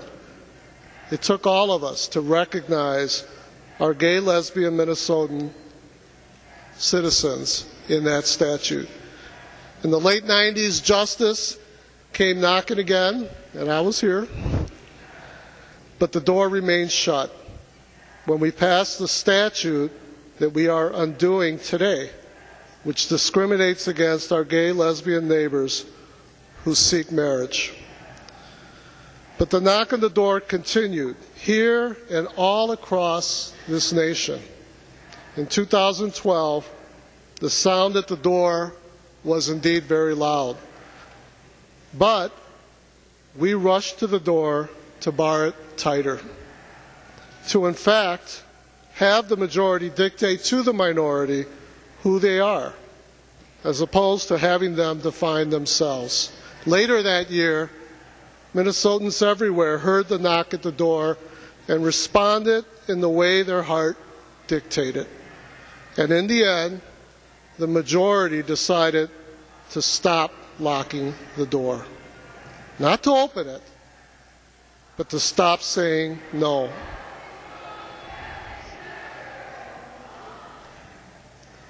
Today, the door is rattling. Justice is at the door again. Members, how often does justice come knocking? well, until the door is open. I want to thank you all today. And for those who have served here that I've served with who are not here with us today, for wrestling honestly with this issue for all these years. You see, I believe justice requires struggle. It requires acknowledging doubt. It doesn't make it easy for us to open the door. It demands that we grow. And it offers our union the ability to become something better, something fuller, that perfect union our ancestors call us to be. It is with honor for me today to cast this yes vote and to make our state a stronger and fuller place. How often does justice come knocking? Until we open the door. Representative Gruenhagen. Thank you, Mr. Speaker, members. I just would like to initially say I have strong convictions about traditional marriage. I think most of you realize that. But I hold no animosity towards Representative Clark or anybody who holds her position. Okay? As most of you are aware, I did 13 years of jail ministry on a voluntary basis, and I've talked with people that have committed just about every crime that has happened, and every type of ethnic background. So I'm not here in any way to condemn anyone. But I do have some specific questions. If Representative Clark would yield. She will yield. Representative Gruenhagen. Oh, thank you. From some constituents, a principal at a parochial school, and it has to do with the bill.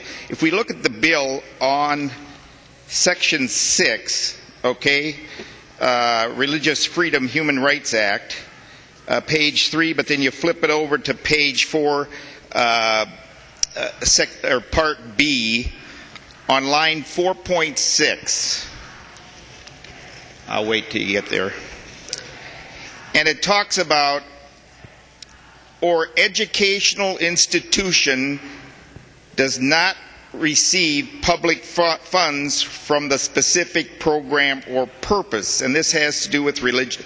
The Part B has to do with the religious freedom. The concern by the principal was that they receive money for curriculum for their parochial school of $70 per pupil unit, and they also receive federal and state money for hot lunches and several other subsidies. And as he reads this, it implies to him that subdivision 2 will apply, okay, which is right below that. And I'll just read that. When necessary to implement the rights and responsibilities of spouses or parents under the laws of the state, including those that establish parentage presumptions based on marriage, gender-specific terminology such as husband, wife, mother, father, widow, widower, or similar terms must be construed in a neutral manner to refer to a person of either gender.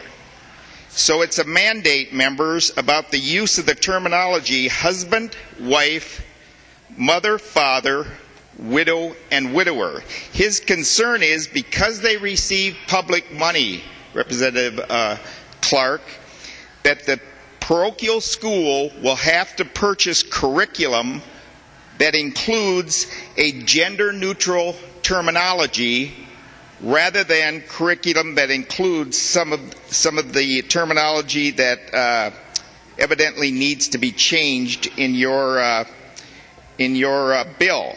So the result is they'll either have to give up the help from public subsidy or be forced to change their curriculum under this mandate. And he did add that many parochial schools refuse any type of public subsidy because of the strings that come along with it to help that particular parochial school. So that was his primary concern. So Mr. Speaker, Representative Clark, if you would respond to that. Thank you. Representative Clark. Thank you, Mr. Speaker. Representative Gruenhagen. No, that principal doesn't need to worry. This does not deal at all with curriculum, and we actually modified that portion of the statute with the language that I told you that I worked with Representative Holberg on, which said it only applies to couples of the same sex, same gender who are married. So it does not have anything to do with school curriculum. They're not required to change that in any way. That's just not the way this would apply. The Human Rights Act is still in effect. It doesn't expand it or eliminate it or detract it in any way. Representative Gruenhagen. Thank you, Mr. Speaker. Thank you for that response, Representative Clark. Here's the other question he had and his concern, and I'm sure your response will be similar if Representative Clark would yield. She will yield. Representative Gruenhagen. Thank you, Mr. Speaker. Thank you, Representative Clark.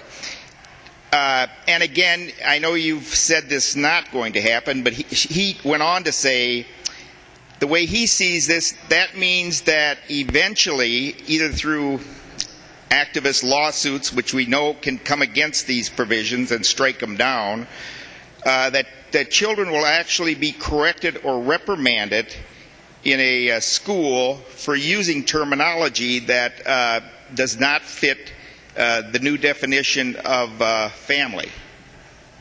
Would you respond to that concern, Representative Clark? Representative Clark. Thank you, Mr. Speaker. Representative Gruenhagen, this bill certainly does not infringe on the First Amendment, which I think is what you're talking about. No, it does not in any way affect that. I think we had a bullying bill the other day that talked about when those words are used in a hurtful way, in a way that's, actually endangering people. That's a different issue. This is strictly talking about opening marriage, the meaning of marriage, to include same-sex couples. And so it does not have anything to do with a school curriculum. That's a local school board decision. And you could, I'm sure in whatever school you're talking about, you could check with your local school board and see what their position is on their curriculum. Representative Gruenhagen. Hey, thank you, Mr. Speaker. Thank you for that response, Representative Clark. As you probably know, I was a school board member for 16 years. And my experience has been this, Representative Clark, and it really sums up the concern both of the principal and some of my constituents, is that once things are put into law, like you talked about the Human Rights Act, sexual orientation, then eventually they show up in public school curriculum, okay? And I've seen that numerous times. I could give you several examples, but I won't. So as a school board member, sometimes used older terminology, and not that it's illegal to use that terminology, but I was actually chided as a public school board member to not use certain words on the school board, okay? So once something's in statute, it begins to seep down into our educational process. And Representative Clark, here is the concern. When we look at Massachusetts, okay, we see that parents have been denied the right to remove their children from objectionable sex ed classes based on a redefinition of marriage. Again, it was done by judges, not by a legislature. We also see that parental control of their education is eroded with the redefinition of marriage. And what I mean by that is it's parents that have, as Representative Woodard implied, deeply held religious beliefs about what their children should be taught.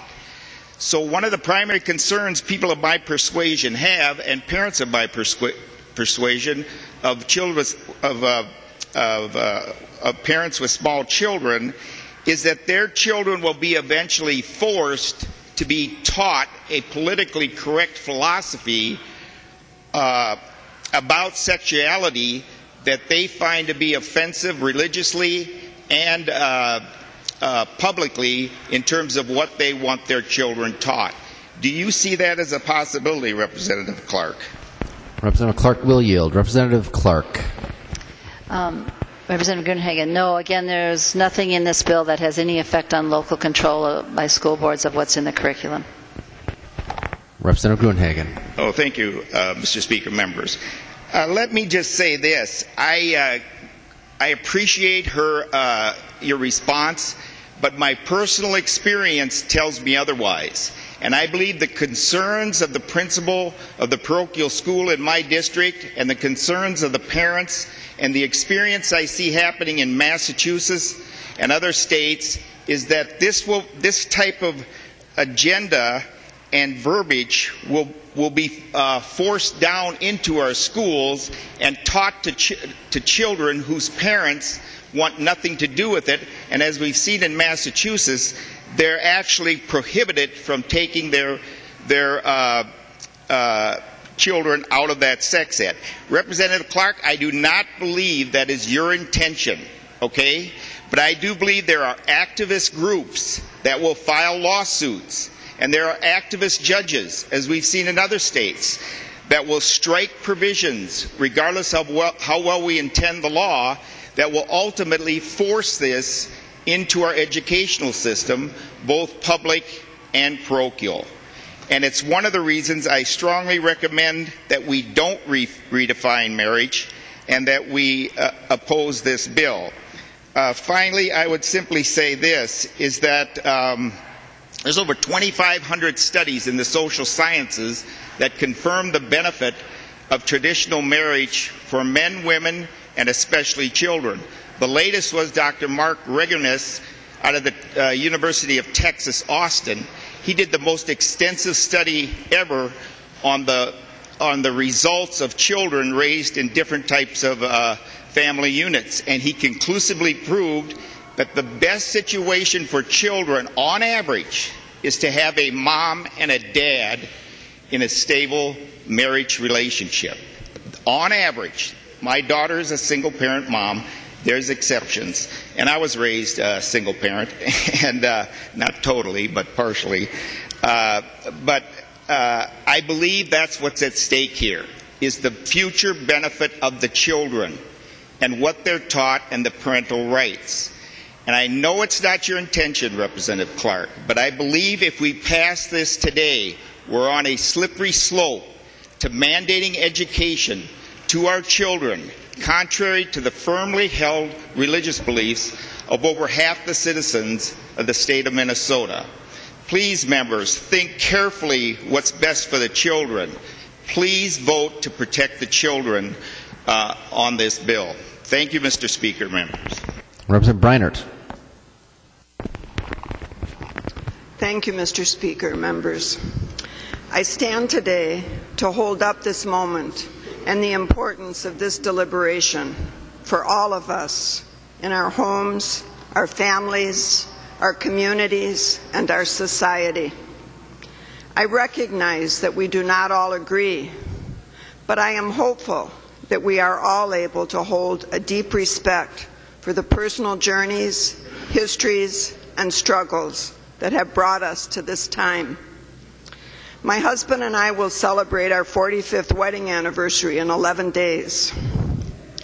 While we definitely note and honor the occasion, coming as it has these past years on the heels of the ends of both the legislative session and the university semester's ends, we have often lately sought the simplest and quietest forms of celebration, as in getting extra sleep.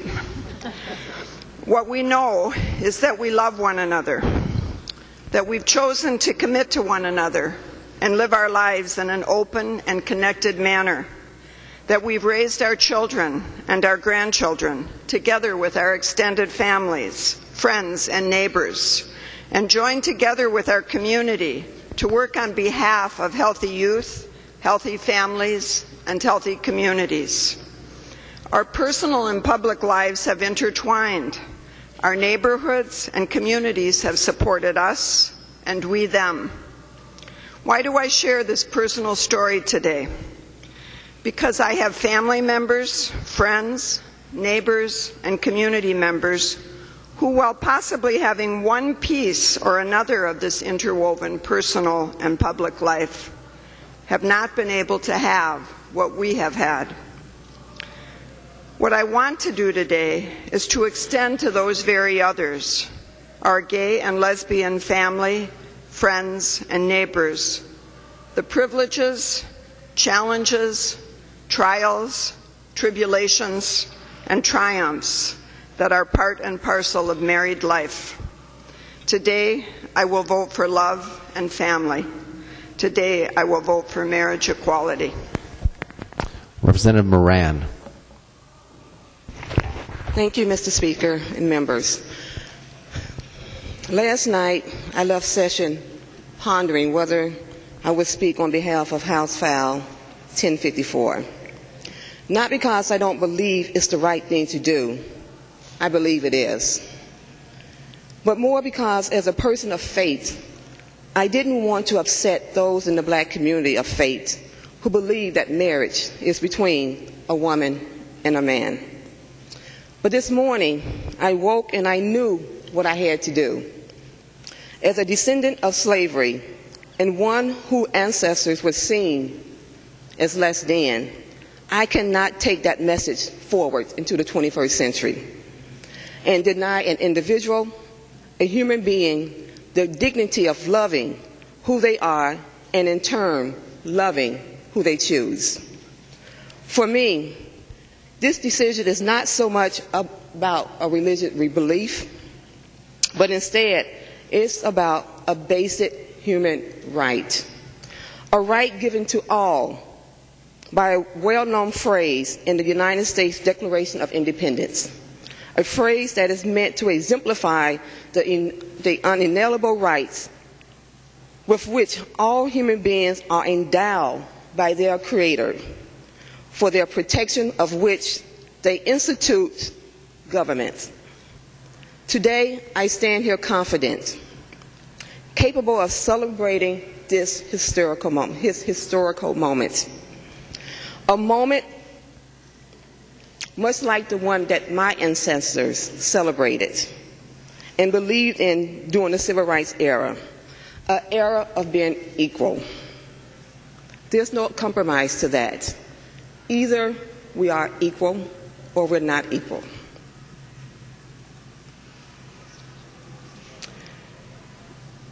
Equal is really equal. So today, I stand believing that we are on the right side of history. A time where all, regardless of sexual preference, will be able to make a commitment through marriage to love whoever you choose to love. For nothing is stronger than love. So today, I stand in support of love. House File 1054. Thank you. Representative Freiberg. Thank you, Mr. Speaker. This Sunday is not only Mother's Day, but it's my 6th wedding anniversary. On May 12th, 2007, I was lucky enough to marry the woman I love, and I wore this suit to my wedding.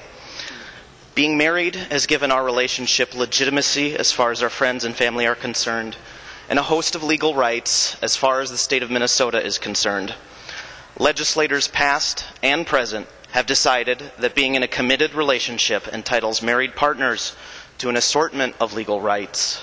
How can we, as representatives of all Minnesotans, deny these rights to a group of citizens whose relationships are as valid and worthy as mine is with my wife?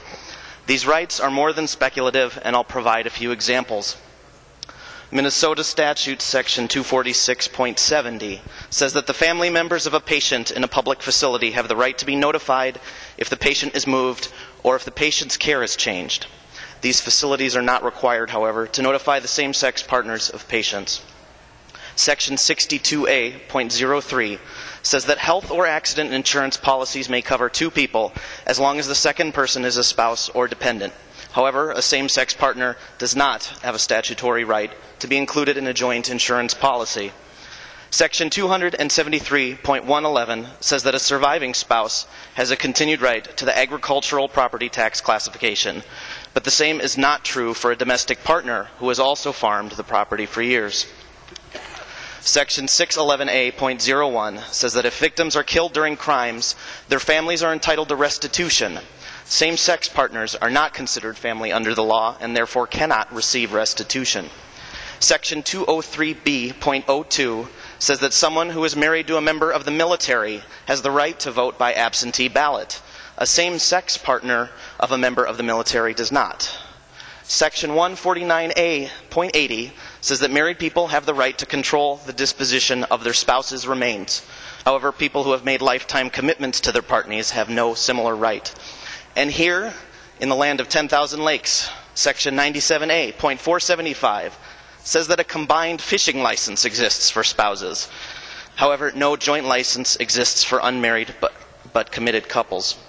These are just some examples of how same-sex partners in committed relationships are denied rights many of us take for granted. There are, in fact, over 500 examples of such laws on the books in Minnesota. I want to close by sharing with you an email I received from a constituent in Golden Valley only yesterday who wrote about the vote we're taking today. My partner and I can no longer be helped by such a vote. He has been in a nursing home for the past 3 years. He has advanced Alzheimer's, and of course, he is unable to give informed consent. No matter what happens, one of us will die without being married to one another. I want to see a Minnesota where this cannot happen to another couple. Let's do the right thing and prevent this happening to other Minnesotans in committed, deserving relationships. I was able to get married. I love you, Lauren. LGBT people should also. Please vote green. Representative Myra. Thank you, Mr. Speaker. Mr. Speaker and members, as a conservative, individual rights are one of my top priorities. Therefore, I would like to explain why I do not support this bill.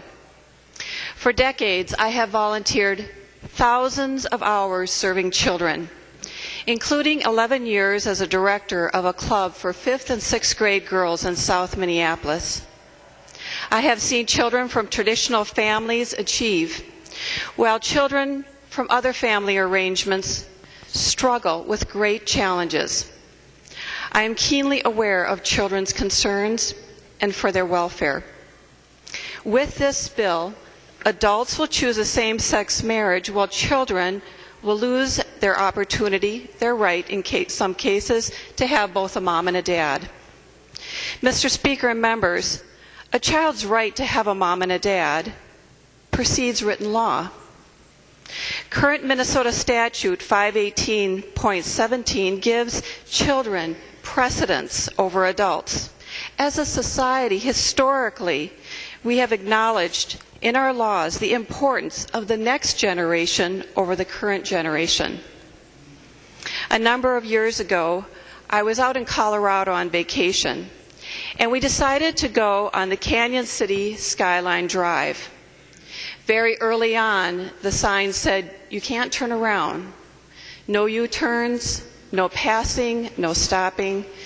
And very soon, the shoulder on the right side of the road completely went away. There were no guardrails. We kept driving, and I kept taking pictures, and the view was magnificent. We kept driving, and then the mountainside went away on the left side, and it was as if we were driving on a ribbon tossed through the air. I kept taking pictures because the view was truly breathtaking. I needed to just be able to focus on something else. And we finally got down, we went to our hotel room, we downloaded the photos, and to my utter dismay, not a single photo turned out. That magnificent view wasn't there. It wasn't in the photos. But I looked more carefully and realized, yes, in fact, every picture had turned out. The photos had all focused on the windshield in front of me. Where is our focus? Is it on the immediate demands, the attention of the moment, or are we looking to the future generations? Last week, a member from across the aisle said, "Let's think about the kids and not so much about the adults." I agree with his advice. Mr. Speaker and members, children don't have money, they don't have lobbyists out here, and they don't have a vote. Nevertheless, I will be a voice in this debate for them. Children are individuals too. I will advocate for them to have both a mom and a dad. Please vote red. Representative Loeffler. Mr. Speaker and members, I want to say first of all thank you all for the respectful and thoughtful approach that all have taken to this issue. And I'm going to be honored to cast my vote in honor of a history that keeps us striding towards a society and a country where all are considered equal and all are supported in the pursuit of happiness. And that is such a wonderful ideal, and it is so tough, as the past hundreds of years of our country have shown. And I see this as one more step along that path. And I know no step has ever been easy for everyone. Some have taken it more in a stride, and some have hesitated. But history, I think, compels us to work towards that, and I'm hoping that we can eventually create a more accepting society for all. For some of us, our most meaningful moments and our deepest joy came from mutually pledging lifelong care and support for another person. I am just so cherished. I so cherish the man who gave me the opportunity to feel that we could together face the future with that sort of joy and confidence that comes from pledging lifelong support and care no matter what happened. Whether they will say, I do, I will, we will, or simply yes. Marriage launches the lifelong commitment of one person to the care and support of another. Those are pretty serious responsibilities, and things don't always work out right, and there's lots of tough times. I really believe that we should offer our respect, our awe, and our honor for any two people who are willing to step up to those responsibilities. I will cast my vote joyfully as I think of those whose life opportunities will expand. What a privilege we have. That is just amazing that we can, by pushing our buttons, expand the life opportunities of many. We cast thousands of votes. This one will be very meaningful. I'm honored to vote in support of the bill in front of us. Representative Dorholt. Thank you, Mr. Speaker. If my good friend Larry Haas were here today, he would share his lighter side and tell a story about how on an early Sunday morning before church, a slightly disgruntled man called him up and said, "Larry, what do you think about gay marriage?" And Larry replied stating, "Well, I'm pretty happy with my wife Faye, but what did you have in mind?"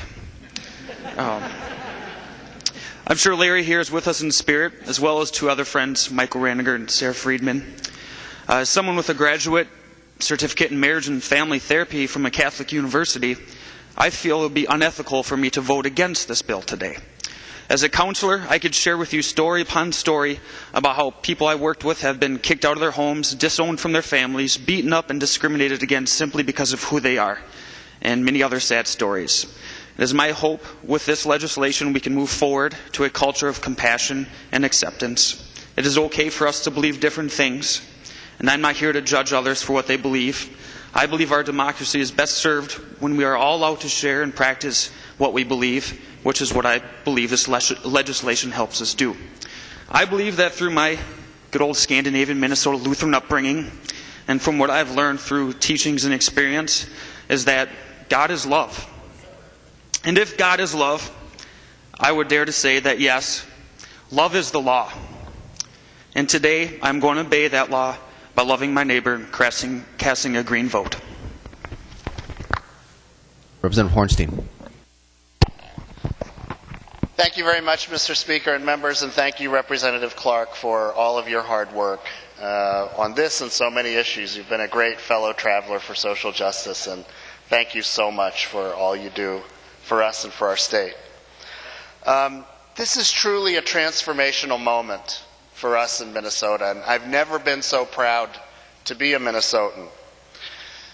And I think one of the parts of this journey that's been so satisfying for me is to hear so many stories from my constituents about what Representative Clark's legislation truly means to them. Personal stories, heartfelt stories. Like Andrew and Christabel. Andrew has found the love of his life, And he wrote me that he just simply wants to be able to plan their future together. He just simply wants marriage equality to plan their future together. And there's Amy and Jane. Amy and Jane went off to New York and got married as soon as marriage was legal for them in New York State. They simply want their marriage to be recognized here in Minnesota. And when I spoke with Amy last night, she said something so simple and so profound that in the end this vote for her was as much about their couple, Amy and Jane, but it was also about their children. It was so important to their children. And I think the common theme of so many of these stories, whether it's Andrew or Cristobal or Amy and Jane, is they just want their families and their relationships to be valued. They want their families to be valued. That's what family values are all about, right? And so King said, the arc of the moral universe is long, but it bends towards justice. In our way, in our Minnesota way today, let's bend that arc just a little bit more. Let's cast a green vote for justice and for equality. Thank you so much, Mr. Speaker and members. Representative Fitzsimmons. All right, I promise now that I started, I'm not going to do this every day.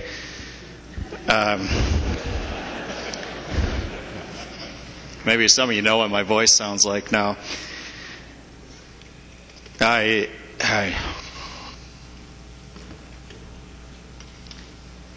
15 years ago, I had a son, and wasn't married, and for the most part, have raised him alone, and it's been very difficult. But I'm more proud of him than I could ever be.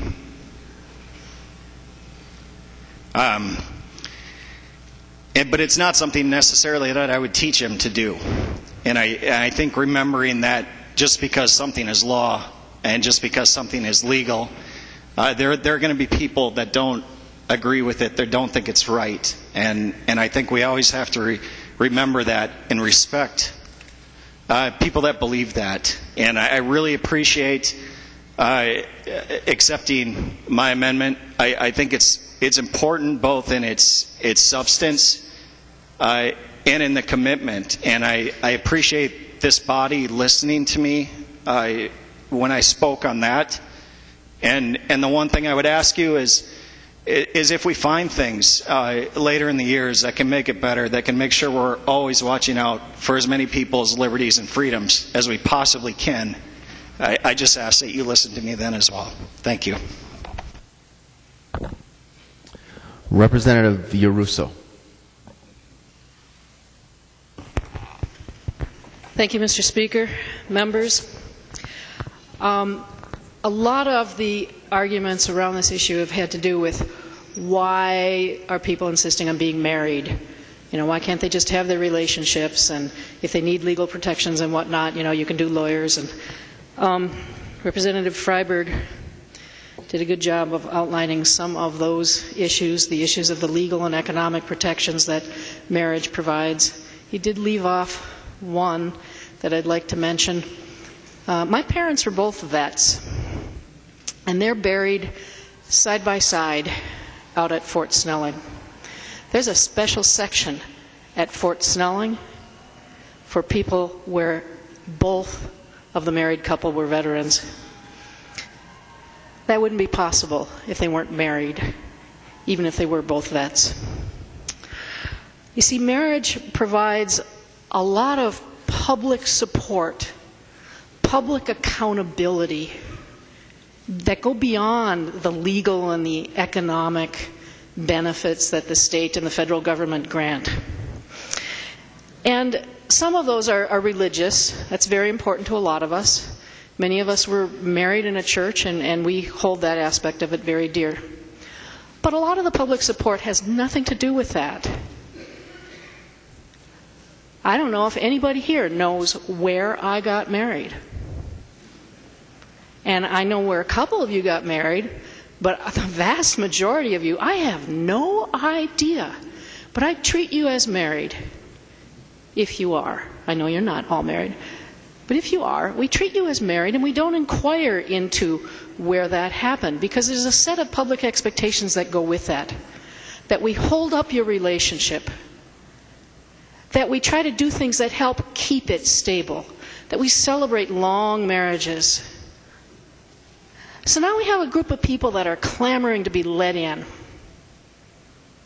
And people are worried that we're going to redefine marriage and thereby destroy it.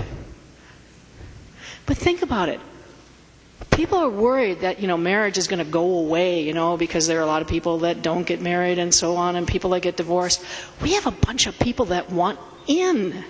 Why aren't we celebrating that? It's a wonderful thing. We come not to destroy marriage, but to uphold it for all. Representative Falk. Thank you, Mr. Speaker. And members, this Capitol holds a special place for all of us for various reasons, but for me it holds an additional special purpose and meaning. It's where I met my wife, and Marnie's up in the gallery up there, but it's also the place where we got married last summer. And it was just an incredible experience. And it just makes me think about what our marriage means. And it's about happiness, and it's about love, and it's about a partnership, and it's about commitment. And there's no way I could, in good conscience, deny those exact same rights to my fellow Minnesotans. And so with that, I would ask for your support on this bill. Representative Abler. Thank you, Mr. Speaker and members. Representative Falk, I agree with you. I just was thinking about the privilege it is to serve here.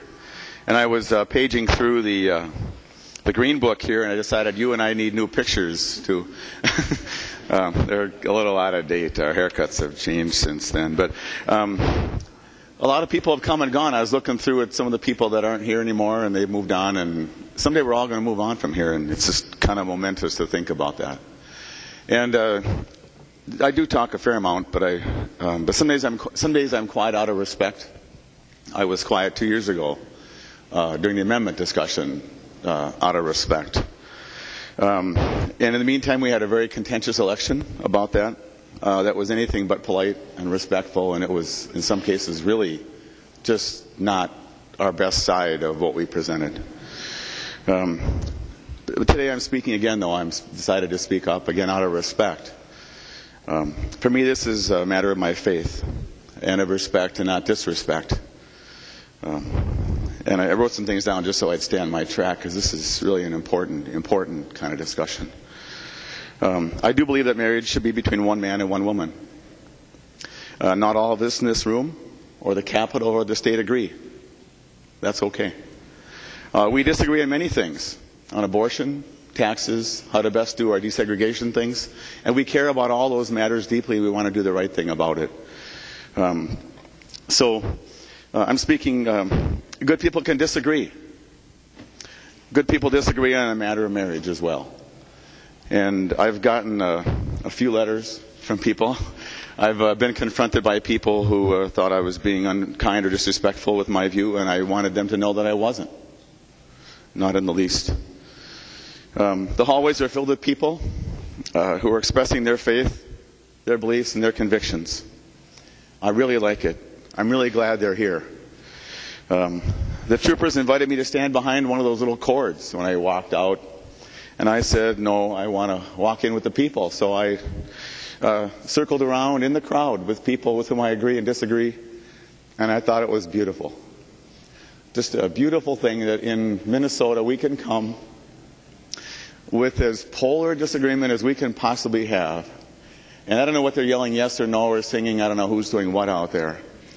But isn't this a wonderful day that we can do that? And walking with those people actually gave me energy. And I didn't want to come in, frankly. I'd rather still be out there with those people. And I get to talk now, so it's good to be here. But I hope we can appreciate that. And this is one of the hallmarks, I think, of our American religious freedoms.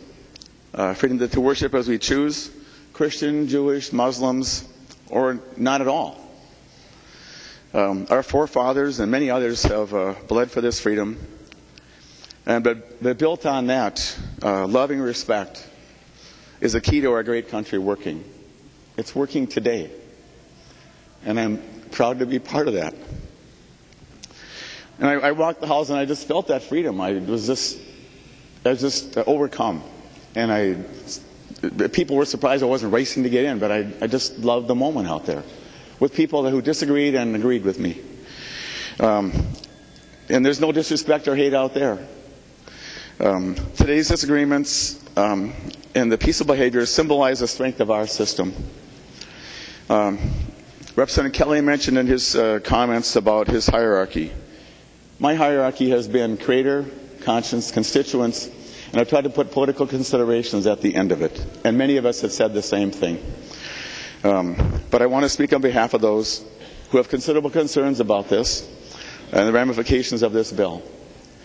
And so my vote today, which is no, on House File 1054, is not made lightly or in a cavalier way or with any disrespect. It's made based upon my faith with just the highest regard for those in this group and outside and across Minnesota who believe differently. Thank you very much. Representative Allen. Mr. Speaker and members, I want to start by saying thank you to all those who have committed themselves to bringing about marriage equality, especially Representative Clark and Senator Dibble, who have spoken out from their hearts, I believe out of a strong desire to live in accordance with their values. I begin by saying that I respect the sanctity of marriage and what it means to various groups and individuals. In Ojibwe culture, we believe that sharing a life with another is a sacred responsibility. Individual couples may get married in the Medewan Lodge by a pipe ceremony that involves lighting a small fire, feeding each other, sharing water, and sharing the pipe. This Ojibwe ceremony has existed since time immemorial, and it will continue regardless of what we decide here today. This bill is about marriage equality under the law. I have always resisted the idea that minority groups, including the LGBT community, need to be included within the existing legal, political, and social frameworks, rather than changing such frameworks for themselves. In other words, I object to the notion of equality with a dominant group. Therefore, my hope is that marriage equality will no longer be defined solely on the terms of heterosexuals, because it promotes assimilation as a way to gain legal rights rather than representing a challenge to the values that predominate in the dominant culture. Of course, equality with those who currently enjoy the privilege to marry is entirely appropriate when it eliminates the extreme hardships of unequal treatment or to achieve particular goals, as this bill does. But it's important to me how we frame marriage equality. I realize my discussion of equality and privilege is far beyond the scope of this bill, so I will tell you why I support this bill. I support this bill because it recognizes that marriage is dynamic and that marriage is a human good with certain inherent requirements that the state does not create but should recognize and support in all forms. I believe this is the first step in improving the ways in which members of the LGBT community are represented and treated. Thank you. Representative Purcell.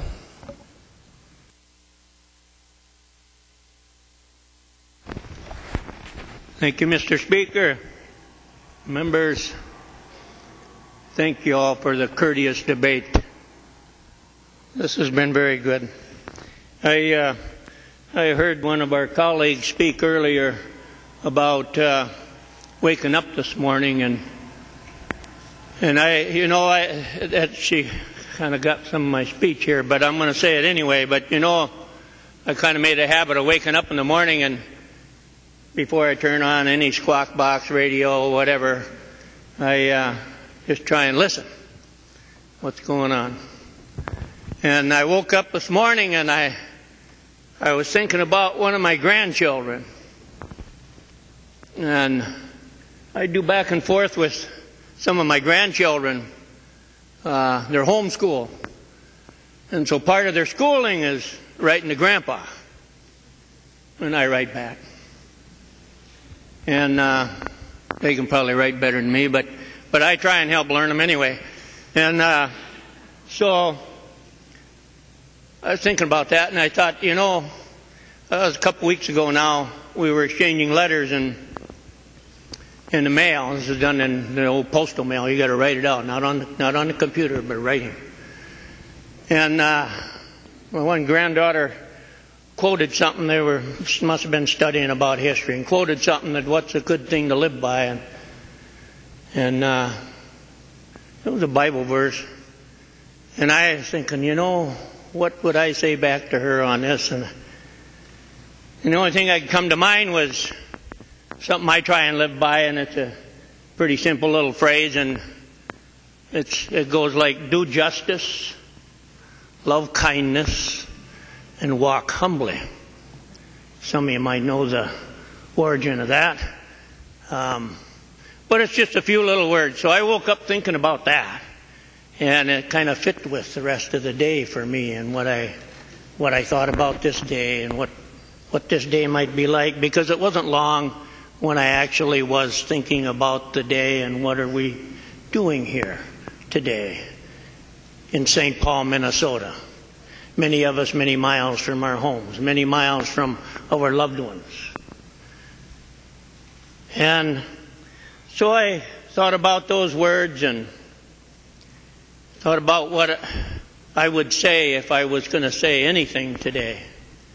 I didn't really know if I would, but I was reminded by some of our exchanges earlier this morning, and in a kind way reminded, I would say. And the whole issue that we're talking about goes back to liberty. I'm not saying anything probably that hadn't been said, but I'm going to say it the way I want to say it. It's about liberty. And some of you might remember when I sat over there where Representative Falk sits. And one day, what was had some burr under my saddle, but we were doing the Pledge of Allegiance, and I complained that I couldn't see the doggone flag. And it bothered me that I couldn't see the flag. So I always wear one on my lapel anyway, so I'm going to do that if I have to. But I really take that to heart, as I know we all do, in saying that Pledge of Allegiance in those last few words. And some of us say them pretty loud, Representative Anzelk, and it's because we believe what we're saying with everything in our heart and soul, with liberty and justice for all. That's what we're doing today. Let's smile and do it well. Support the bill. Thank you. Representative Moline. Thank you, Mr. Speaker and members. Today is truly a beautiful and historic day in Minnesota. And we are here together, as we are many days, as 134 Minnesotans elected from all corners of this great state. We all have diverse backgrounds, and all of our families look different.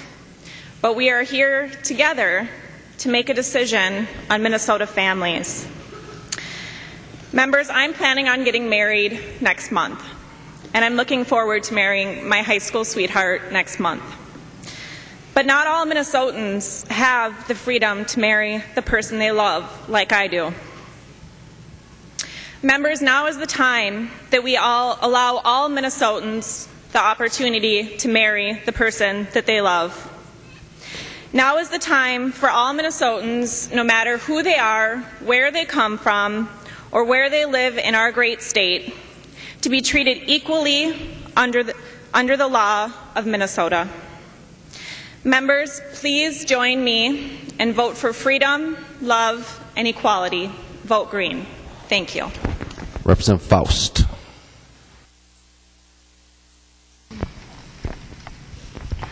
Thank you, Mr. Speaker. Well, I have to start by admitting not too long ago I probably would have voted no on this bill. But in the past, there have been a couple things that have changed my mind on this. The first one is in the last 10 years, I've had conversations with hundreds, and I guess now it's in the thousands of people about this issue. And in 99.9% of the time, the people that are opposed to gay marriage, at some point in their discussion, they always say, "My Bible says." And so if this is the reason or the rationale for being opposed to this, or for why this law is currently in place, the question that keeps going through my mind over and over again is, do we as a society have the right to impose our religious beliefs on somebody else? A right that I have taken for granted, and most of the people in this room have taken for granted since the day we realized what the opposite sex is. That is a right that I've taken for granted for a long time. And yet some people, because of others' religious beliefs, do not have that right.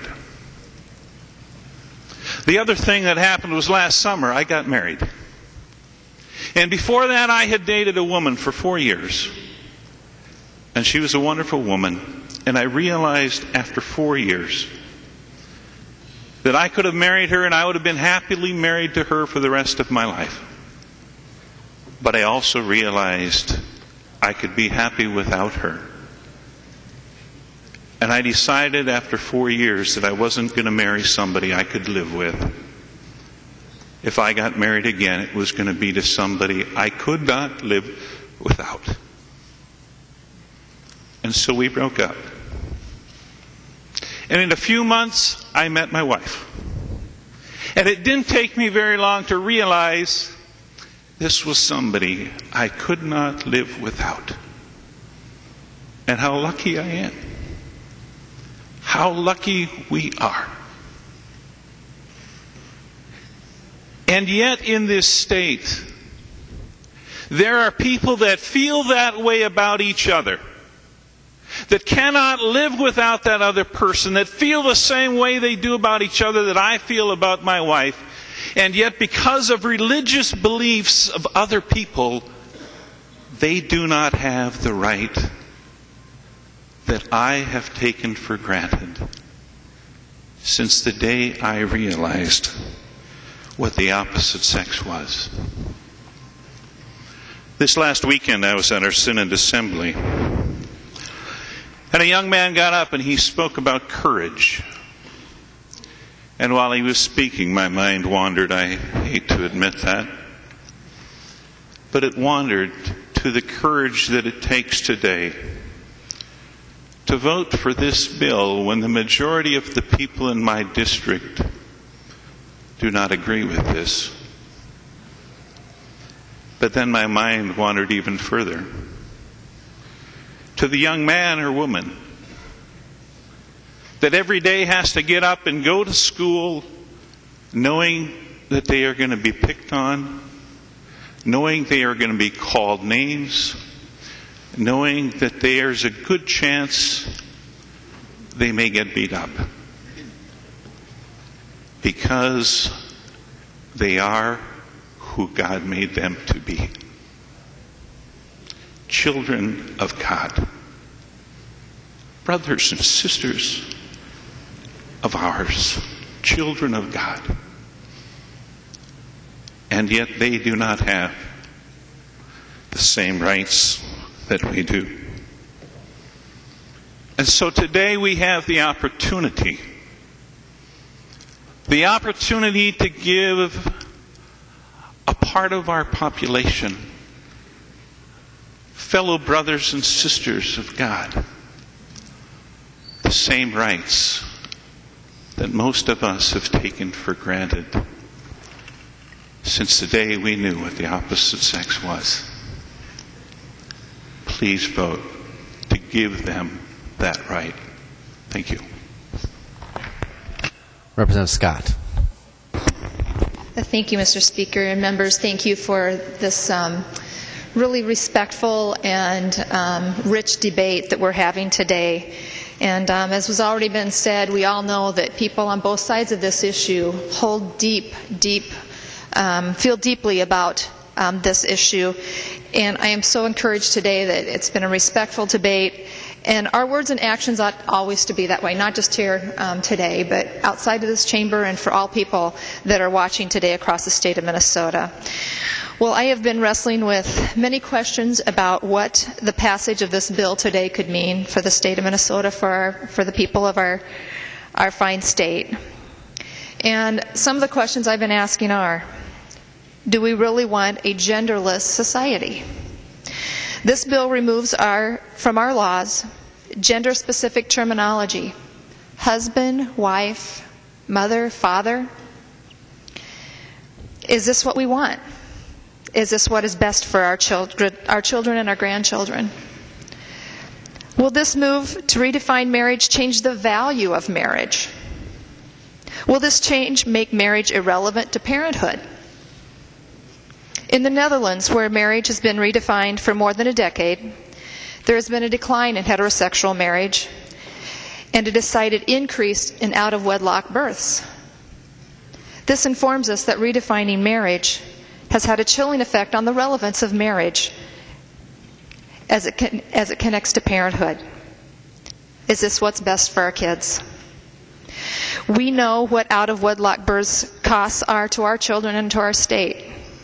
Are we asking for more of that? In Spain, in the first 3 years following the legislation of same-sex marriage by the government in 2005, there was a deceleration of marriage of 15,000. So while some folks are saying that they want more marriage, is that going to be the reality that we experience here in the state of Minnesota? More questions that I wrestle with. Do we really need an institution in our law that connects children to their moms and their dads? You see, members, this is why it's not only a religious issue, as Representative Faust spoke about. Government does have an interest in marriage because it's for the stabilization of our citizenry, because it's a structure for our children. It's what's best for them. Is this what all Minnesotans want? Is another question. Or is this metro-focused? Will some of our neighbors, our friends, our local businesses be dragged into expensive court proceedings for alleged discrimination because of their beliefs on this issue when they refuse to provide a service for a same-sex wedding? Is defining marriage as between a man and a woman really discrimination? Will half of the state consider the other half of the state to be bigots? Were our founding fathers bigots? How about people living 3,000, 4,000, 5,000 years ago? Bigots and discriminators? I don't think so. What about little Grace Evans, the 11-year-old that testified in our Civil Law Committee on this bill? What parent don't I need? My mom or my dad, is what she said. This 11-year-old was ridiculed and attacked on social media for her comments. A little girl, age 11. What about Grace and children like her that believe like she does? Another question, as many of you know, I'm an advocate for shared parenting, equal shared parenting. Well, we have to reorder our family law away from what is best for the child to around the happiness of two adults. What is the public purpose of marriage? Why is government involved? We've talked about that. But is it because two people love each other? Or is it because it provides the best structure for rearing children and building a stable citizenry? Is this a civil rights issue? Is gender really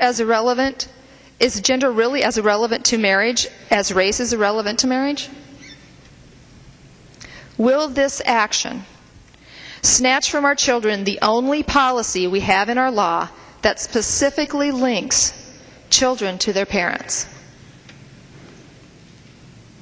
And weren't Minnesotans told last summer and last fall that if they voted no, nothing would change? Were the people of our state lied to? Are we rushing into this decision? We went from nothing at all would change to everything will change. I know that no one really wants to be the 68th vote. And I know that many of you have been hard-pressed on this issue.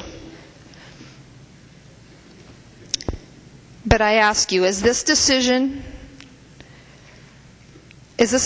you and your kids and future generations of Minnesotans can live well with? Well. Saturday is Mother's Day, and a month later is Father's Day, and it's a day to celebrate our moms and our dads. But none of us would be in this chamber if we did not have both. Please do a gut check on this issue before you vote. Trust your gut, and do what is best for all Minnesotans. Thank you. Representative Halverson. Thank you, Mr. Speaker and members. This is an emotional day, and I really am grateful for the thoughtful and caring debate that's been going on here. And I have to say I've held myself together fairly well until Representative Abler talked about his love for our democracy, even when we don't agree, that this process is beautiful, even for all of its mess. And Representative Purcell and his love of the Pledge of Allegiance. I'm one of those same people. I get choked up when I sing the Star Spangled Banner and the Pledge of Allegiance, and today those words had special meaning for me. And so all my composure has left me. But I did want the opportunity to stand up and first of all thank everybody who have worked for years on this issue of equality. I'm a first-term member, and I haven't been here through the tough years, the hard years, the years where you guys were debating the human rights law and other policies. And so thank you for helping change hearts and minds and working together as a Minnesota to decide what kind of future we want. Like many of you, I come to this issue with a strong respect for our state, a love of my community and my district, and a great love for my family, which upholds me. And my family was not created through biology. My family was created through adoption. And I've been told at different times in regard to this issue that children need to be raised by their biological parents. And I had somebody say to me, well, your family is great, but don't you think that your son would rather be raised by his real mom?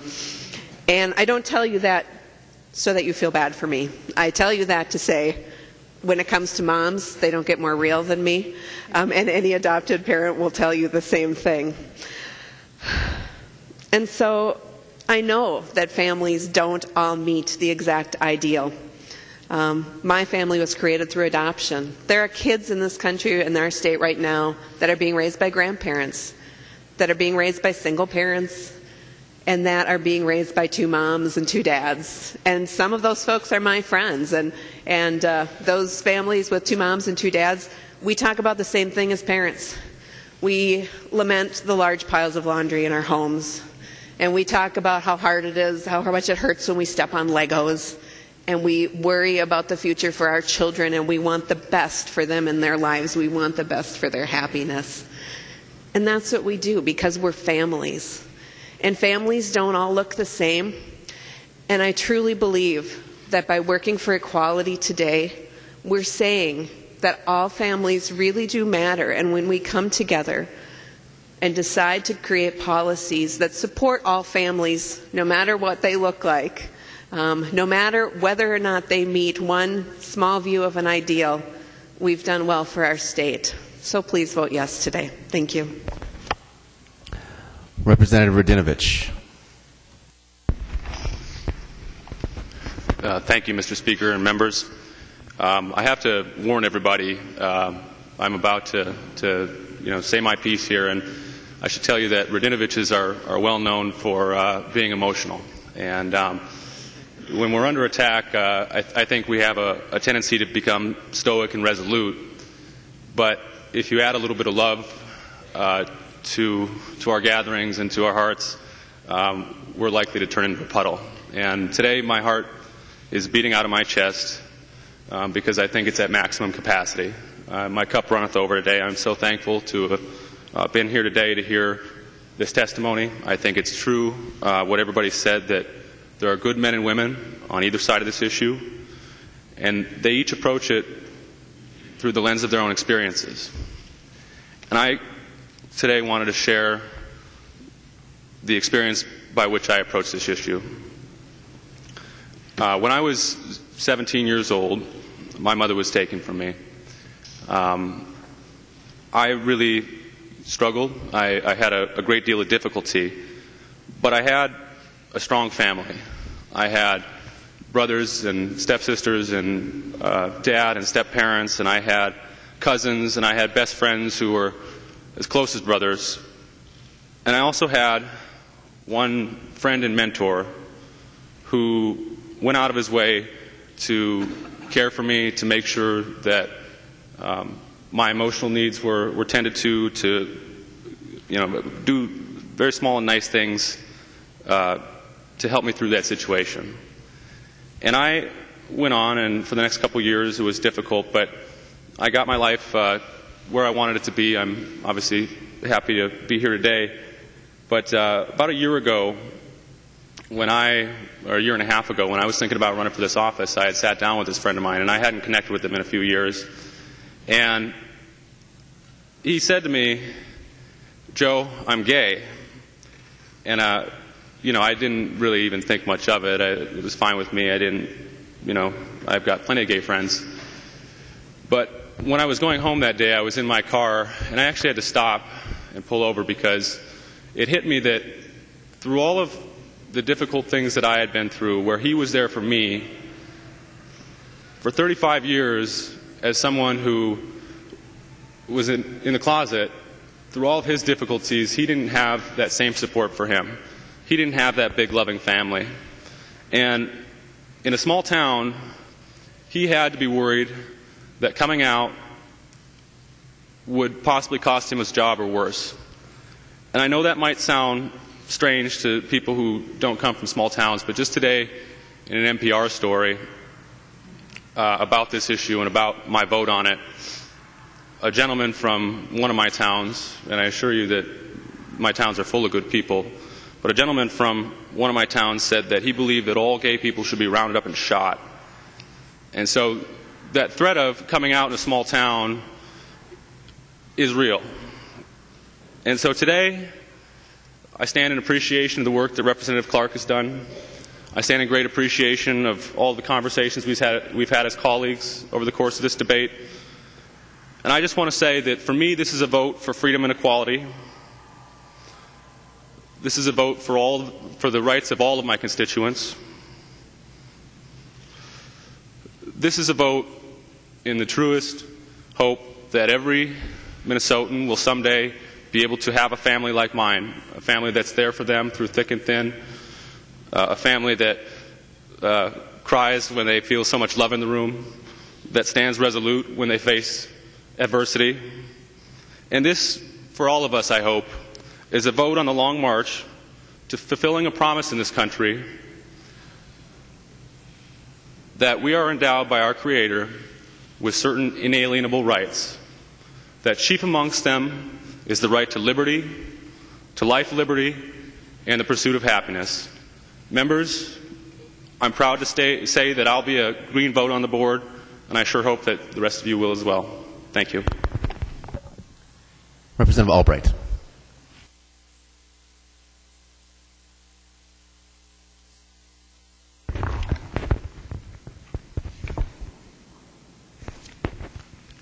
Thank you, Mr. Speaker. Members. Just like Representative Radinovich, I come to this from a background of traditional marriage. And just like the Radinovich family, the Albrights wear their emotions on their sleeves. So I certainly appreciate where you're coming from. I wrote it down because I didn't want to forget what I wanted to say. So you'll excuse me if I read it off the paper rather than speak to you. Just know full well, members, and for those in the gallery, this comes from my heart.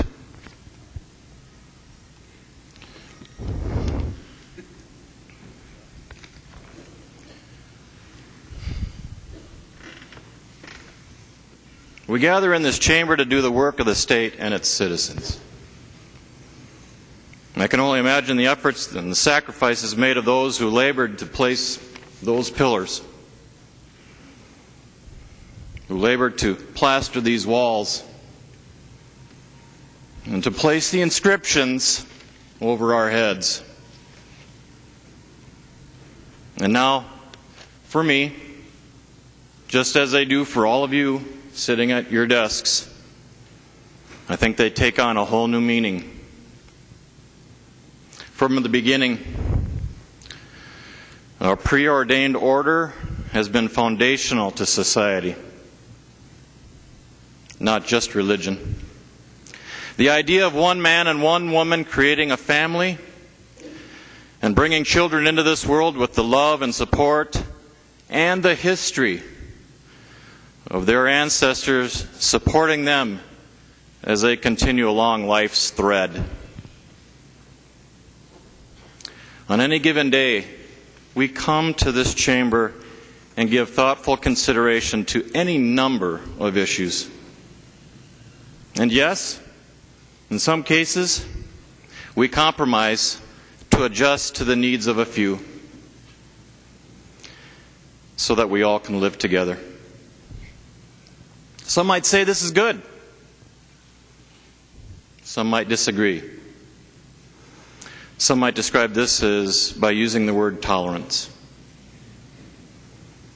This is where I have a hard time accepting the change to the way society has lived for centuries.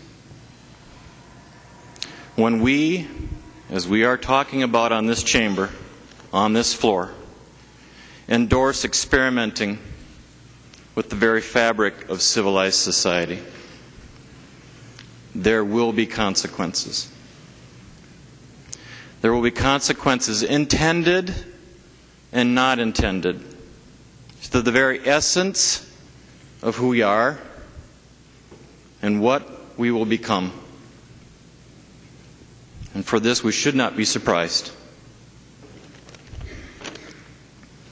These are interesting times, members.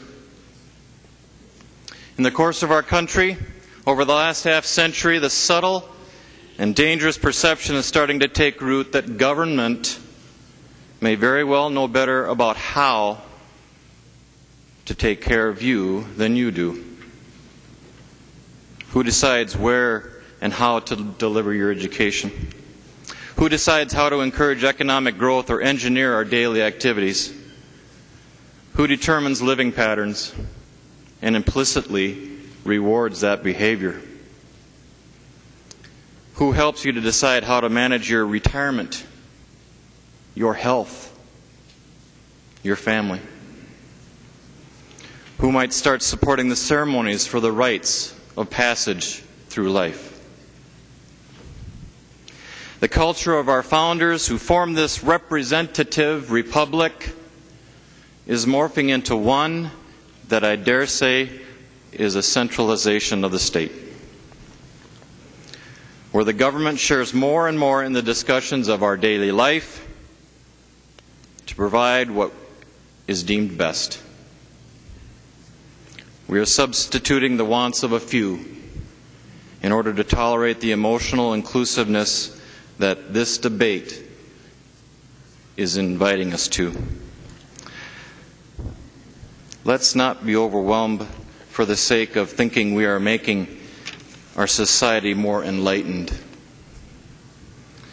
And we wonder why people are frustrated, losing hope, and becoming even more uncivil towards one another and their government. They see us spinning out of control, and they feel helpless. They feel powerless through the normal means to effect change.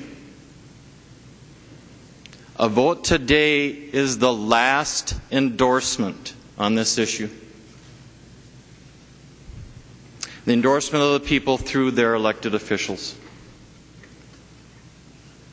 Are you voicing your opinion or the opinion of your constituents?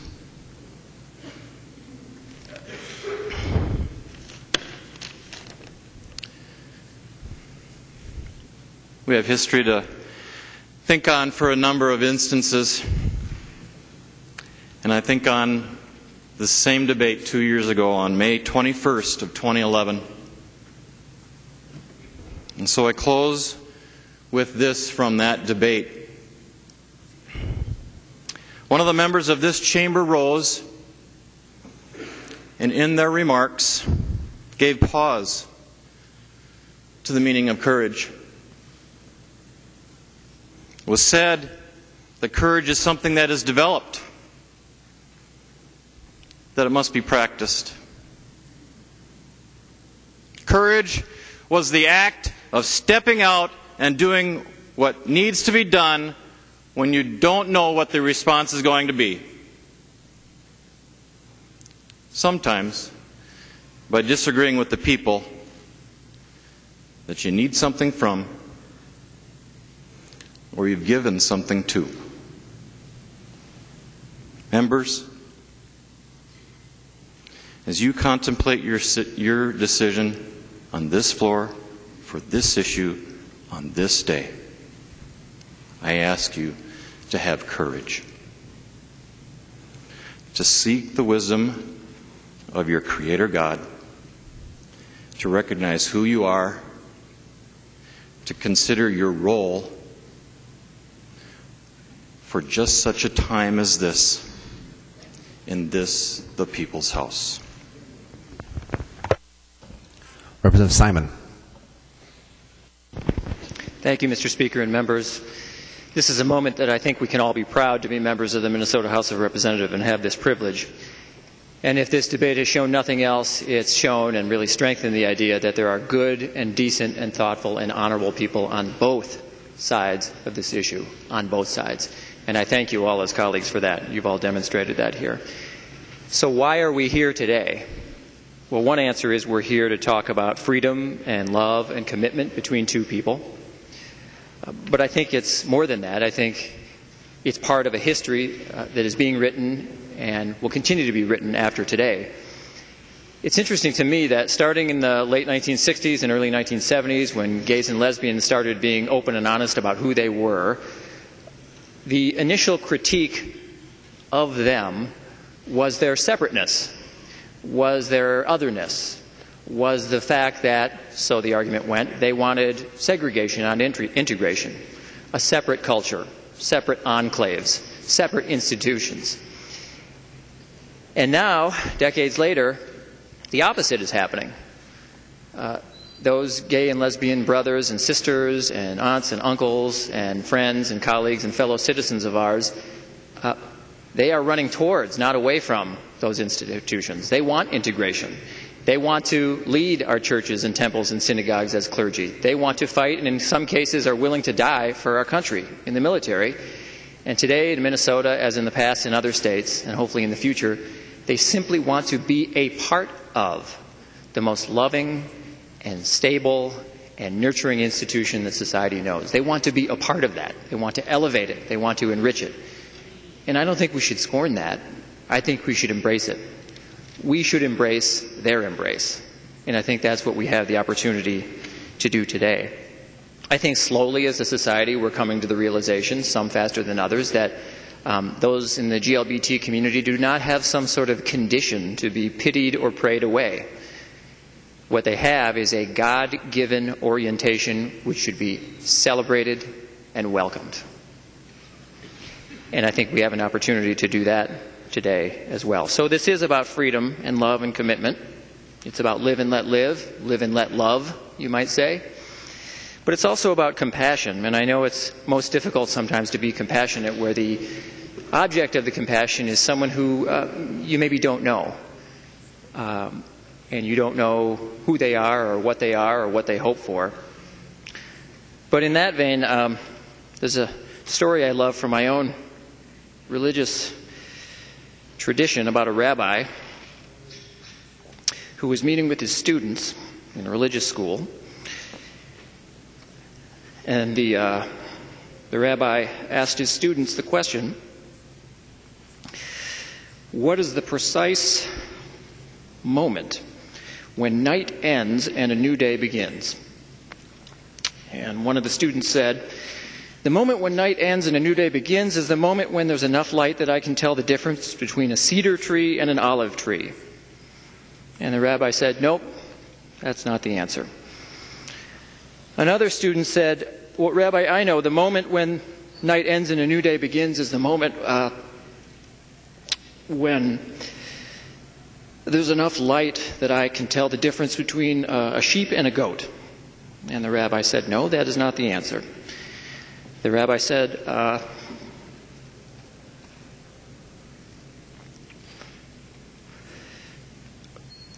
the moment when night ends and a new day begins is the moment when you look into the face of a stranger and see the face of your brother.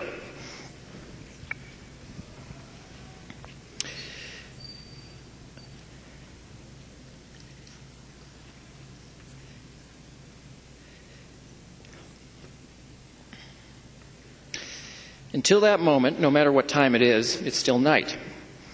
But at that moment, that's when the new day begins. I like the sound of that, a new day. I hope we can all go there together, and I urge you to vote yes. Representative Doubt. Thank you, Mr. Speaker. Thank you, members, and I most of all want to thank you for the thoughtful, respectful, and considerate debate that we've had here on the House floor. I very often think when I come here to work every day what a great and humbling place this is. And I think about the work that we do, and sometimes I think about how we do that work. And you know, what I've listened to in this chamber, not only today but in the past, has affected me in ways that have made me a better person. And I think that, you know, a couple of words come to mind during this particular debate. And one of those in particular, I think, has improved all of us, and that's our ability to disagree. But one of the words that sounds pretty similar, that I absolutely can't tolerate, is disrespect. So that's why I thank you for the conversation that we've had today, because I think disagreeing with each other in a civil way does make us better people, but we need to do it without any sort of disrespect, and we can't tolerate that, either in this chamber or in the hallways or in the streets in our communities. 2 years ago, nearly to this date, I voted to give Minnesotans a chance to weigh in on this very issue. We asked them to vote yes or to vote no on whether to define marriage in the Constitution as being between one man and one woman. This past November, we heard from Minnesotans on this issue. 47% of Minnesotans said they wanted to put marriage in the Constitution between one man and one woman. 53% said they did not. What we learned in November more than anything is that this is an issue that deeply divides Minnesotans. What we did not learn is that Minnesotans want us to redefine marriage. My message today is one of caution. If I made a mistake 2 years ago in the approach that I took, it was that I didn't consider both sides of an issue. I thought about what one side wanted, but I didn't fully consider and take into account in the solution that I put forward what the other side wanted.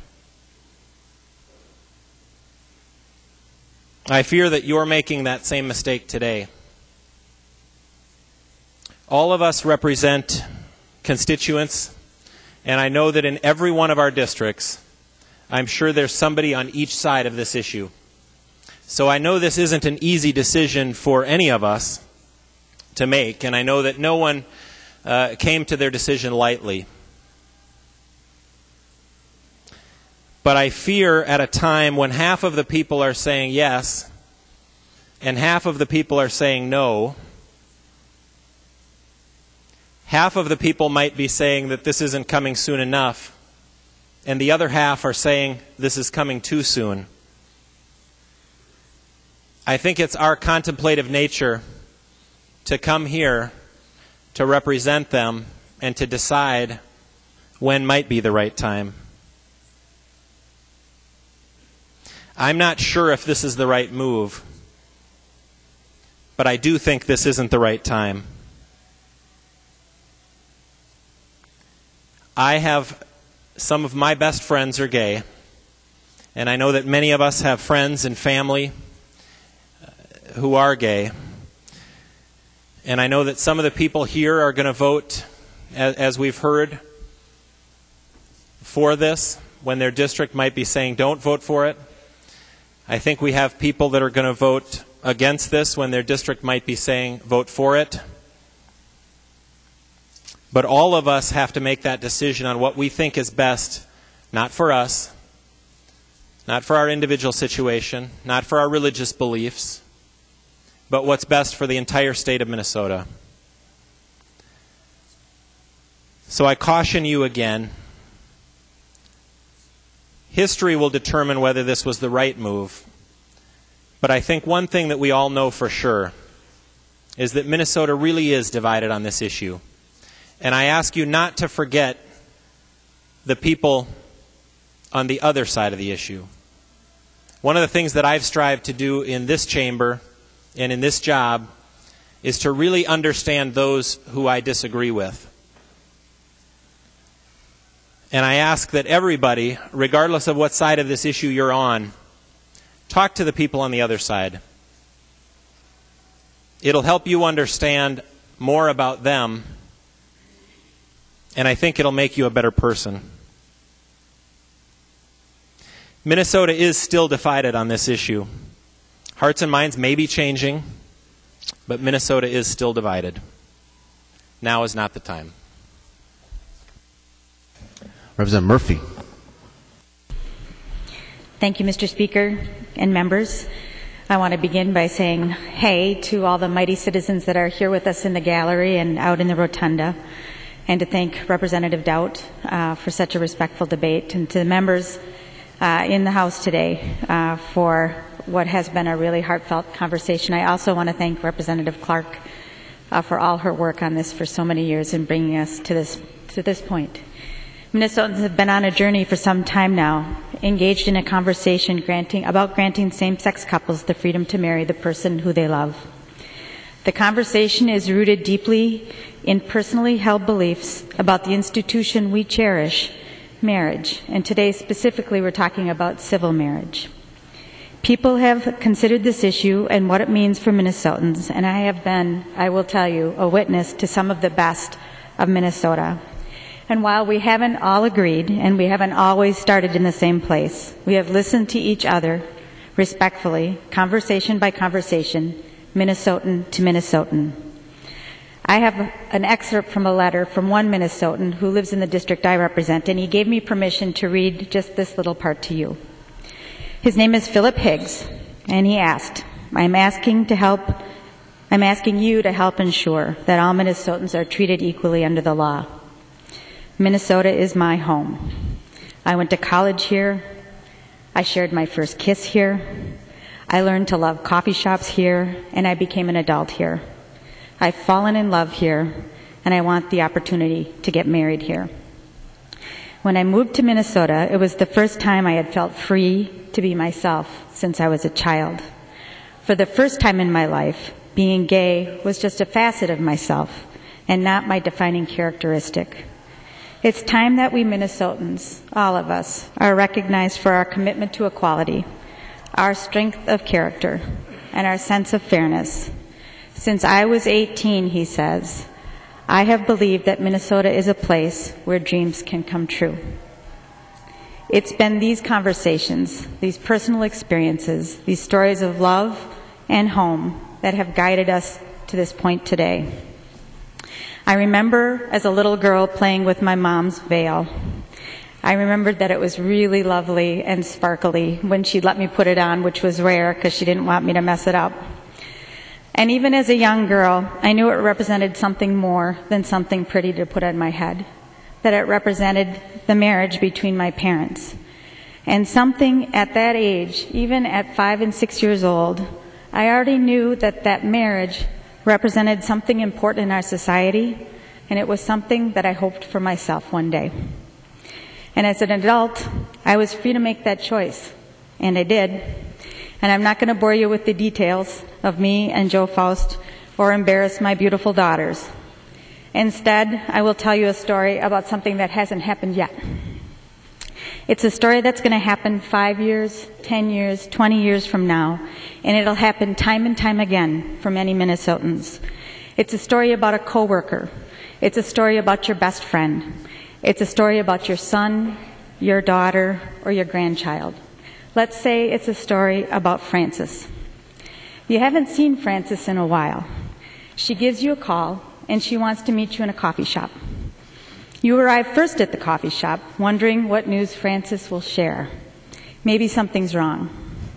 But when she bounds through the door, she's beaming from ear to ear, and you know she's here to share good news. She can barely sit down before she blurts out, I've found someone special. I think I've found the person I want to spend the rest of my life with, and I really want to know what you think. And I think to myself, well, that's really big news. I want to ask Frances some questions. So I begin. Do you make each other laugh? And she says, every day, and we're best friends. And I think, okay. So another question. Do you pick each other up when you're feeling down? And she says, yes, we bring out the best in one another. And then I ask the hard question. Do you really love each other? And without hesitation, Frances says, yes, deeply and completely. And with that, I smile, knowing because that's the only question that needs to be asked. This is Minnesota, and everyone in Minnesota has the freedom to marry the person they love. That is the Minnesota I love, and with love, I'll vote yes. Thank you. Representative Clark.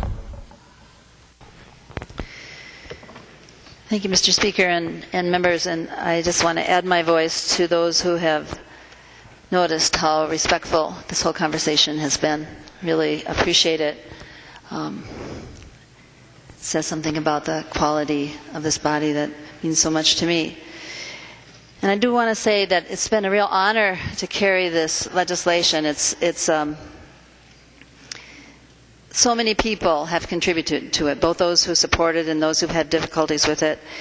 And so it's much bigger than myself, but I do want to just say a personal note, which is this is very important to me, and I'm so honored that my partner of 24 years is here, Jacqueline, and I thank you for making it here. She wasn't feeling well earlier, but she's here, and she's deep inside in many ways. I want to thank Representative Faust, who talked about when you understand that you can't live without someone in your life.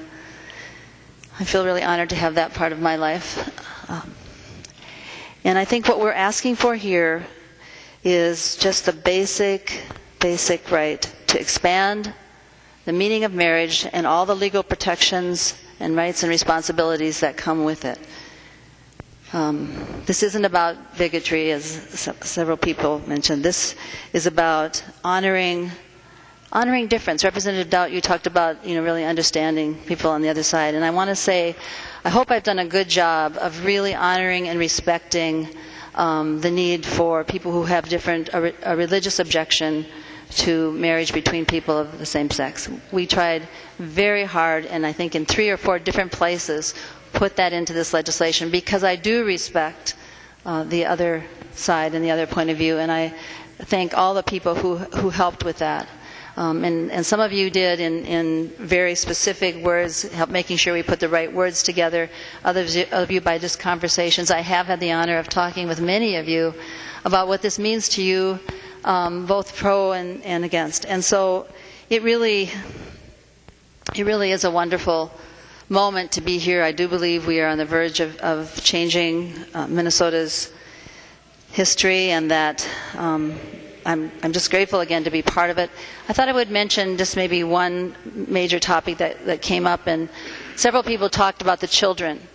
There was the study cited by the one psychologist that Representative Gruenhagen mentioned. I just wanted to point out that in that particular study, what we now know is that there were only 2 of the 3,000 people who were interviewed there that were actually children who were raised by GLBT families. So it was much more about, it really was about how important it is to have stability in a relationship. And that's what this legislation will help. We are protecting many children, more than 5,000, Minnesota children who are now, whether you approve or not, are now parts of GLBT families, several thousand GLBT families. These children need the protection of the laws that we will be passing here today to make sure that they have the equal rights and protections that all families who are married have. I did want to say one special kind of bittersweet moment. Senator Alan Spears, served here in the Minnesota Senate for many, many years, and he was here. He was my chief author in 1993 when we passed the human rights law that included those words, sexual orientation. Alan passed in 2008, and I know those of you who know him know that he would be very proud. He would be very proud of the fact that we've taken this step 20 years later, and I just want to recognize and honor his legacy because he helped get us here. He was the first openly gay man who served in the Minnesota legislature. There were many things that individuals said that I found very inspiring, and I won't repeat too many of them because I want to respect our time here, but I will just say that when the words liberty and freedom were mentioned, I think that is something that is so important to all of us. And the liberty and freedom that we are talking about here is deep into this part of marriage equality. And I just want to say again, for those of you who object, we are not redefining marriage, but I would say that we are strengthening the meaning of marriage by opening it to couples who are committed, who have the love, the commitment, the responsibility that we all associate with the words marriage. So, in closing, friends, I just want to invite you to say yes to marriage equality. And I recognize the courage and integrity of all of you, however you vote. I especially, though, want to thank those who I know are taking a very risky chance and have had some difficult things said to them about voting for this bill. And I just so much appreciate you. And again, I'm humbled to be the author of this bill and to carry it forward. And I urge you all to vote yes. Thank you. Seeing no further discussion, the clerk will take the roll on the bill.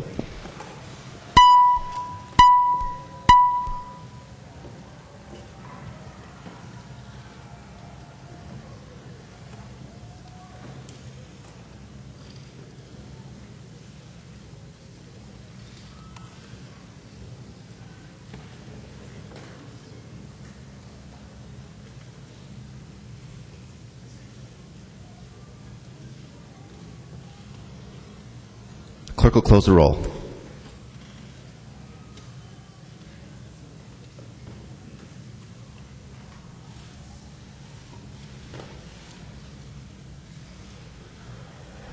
There being 75 ayes and 59 nays, the bill is passed and it's as amended and its title agreed to.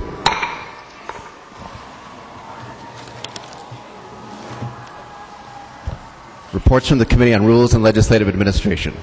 Report from the Committee on Rules and Legislative Administration, Murphy E. for the Committee on Rules.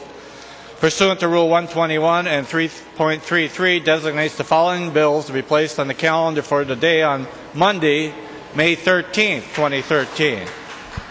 House File Number 335, Senate File Number 1307, and House File Numbers 1604 and 1067. Motions and resolutions. There are copies of the non-controversial motions and resolutions online and at the front desk. If there's no objection, we'll take those motions first. Hearing no objection, those motions prevail. Any announcements, members?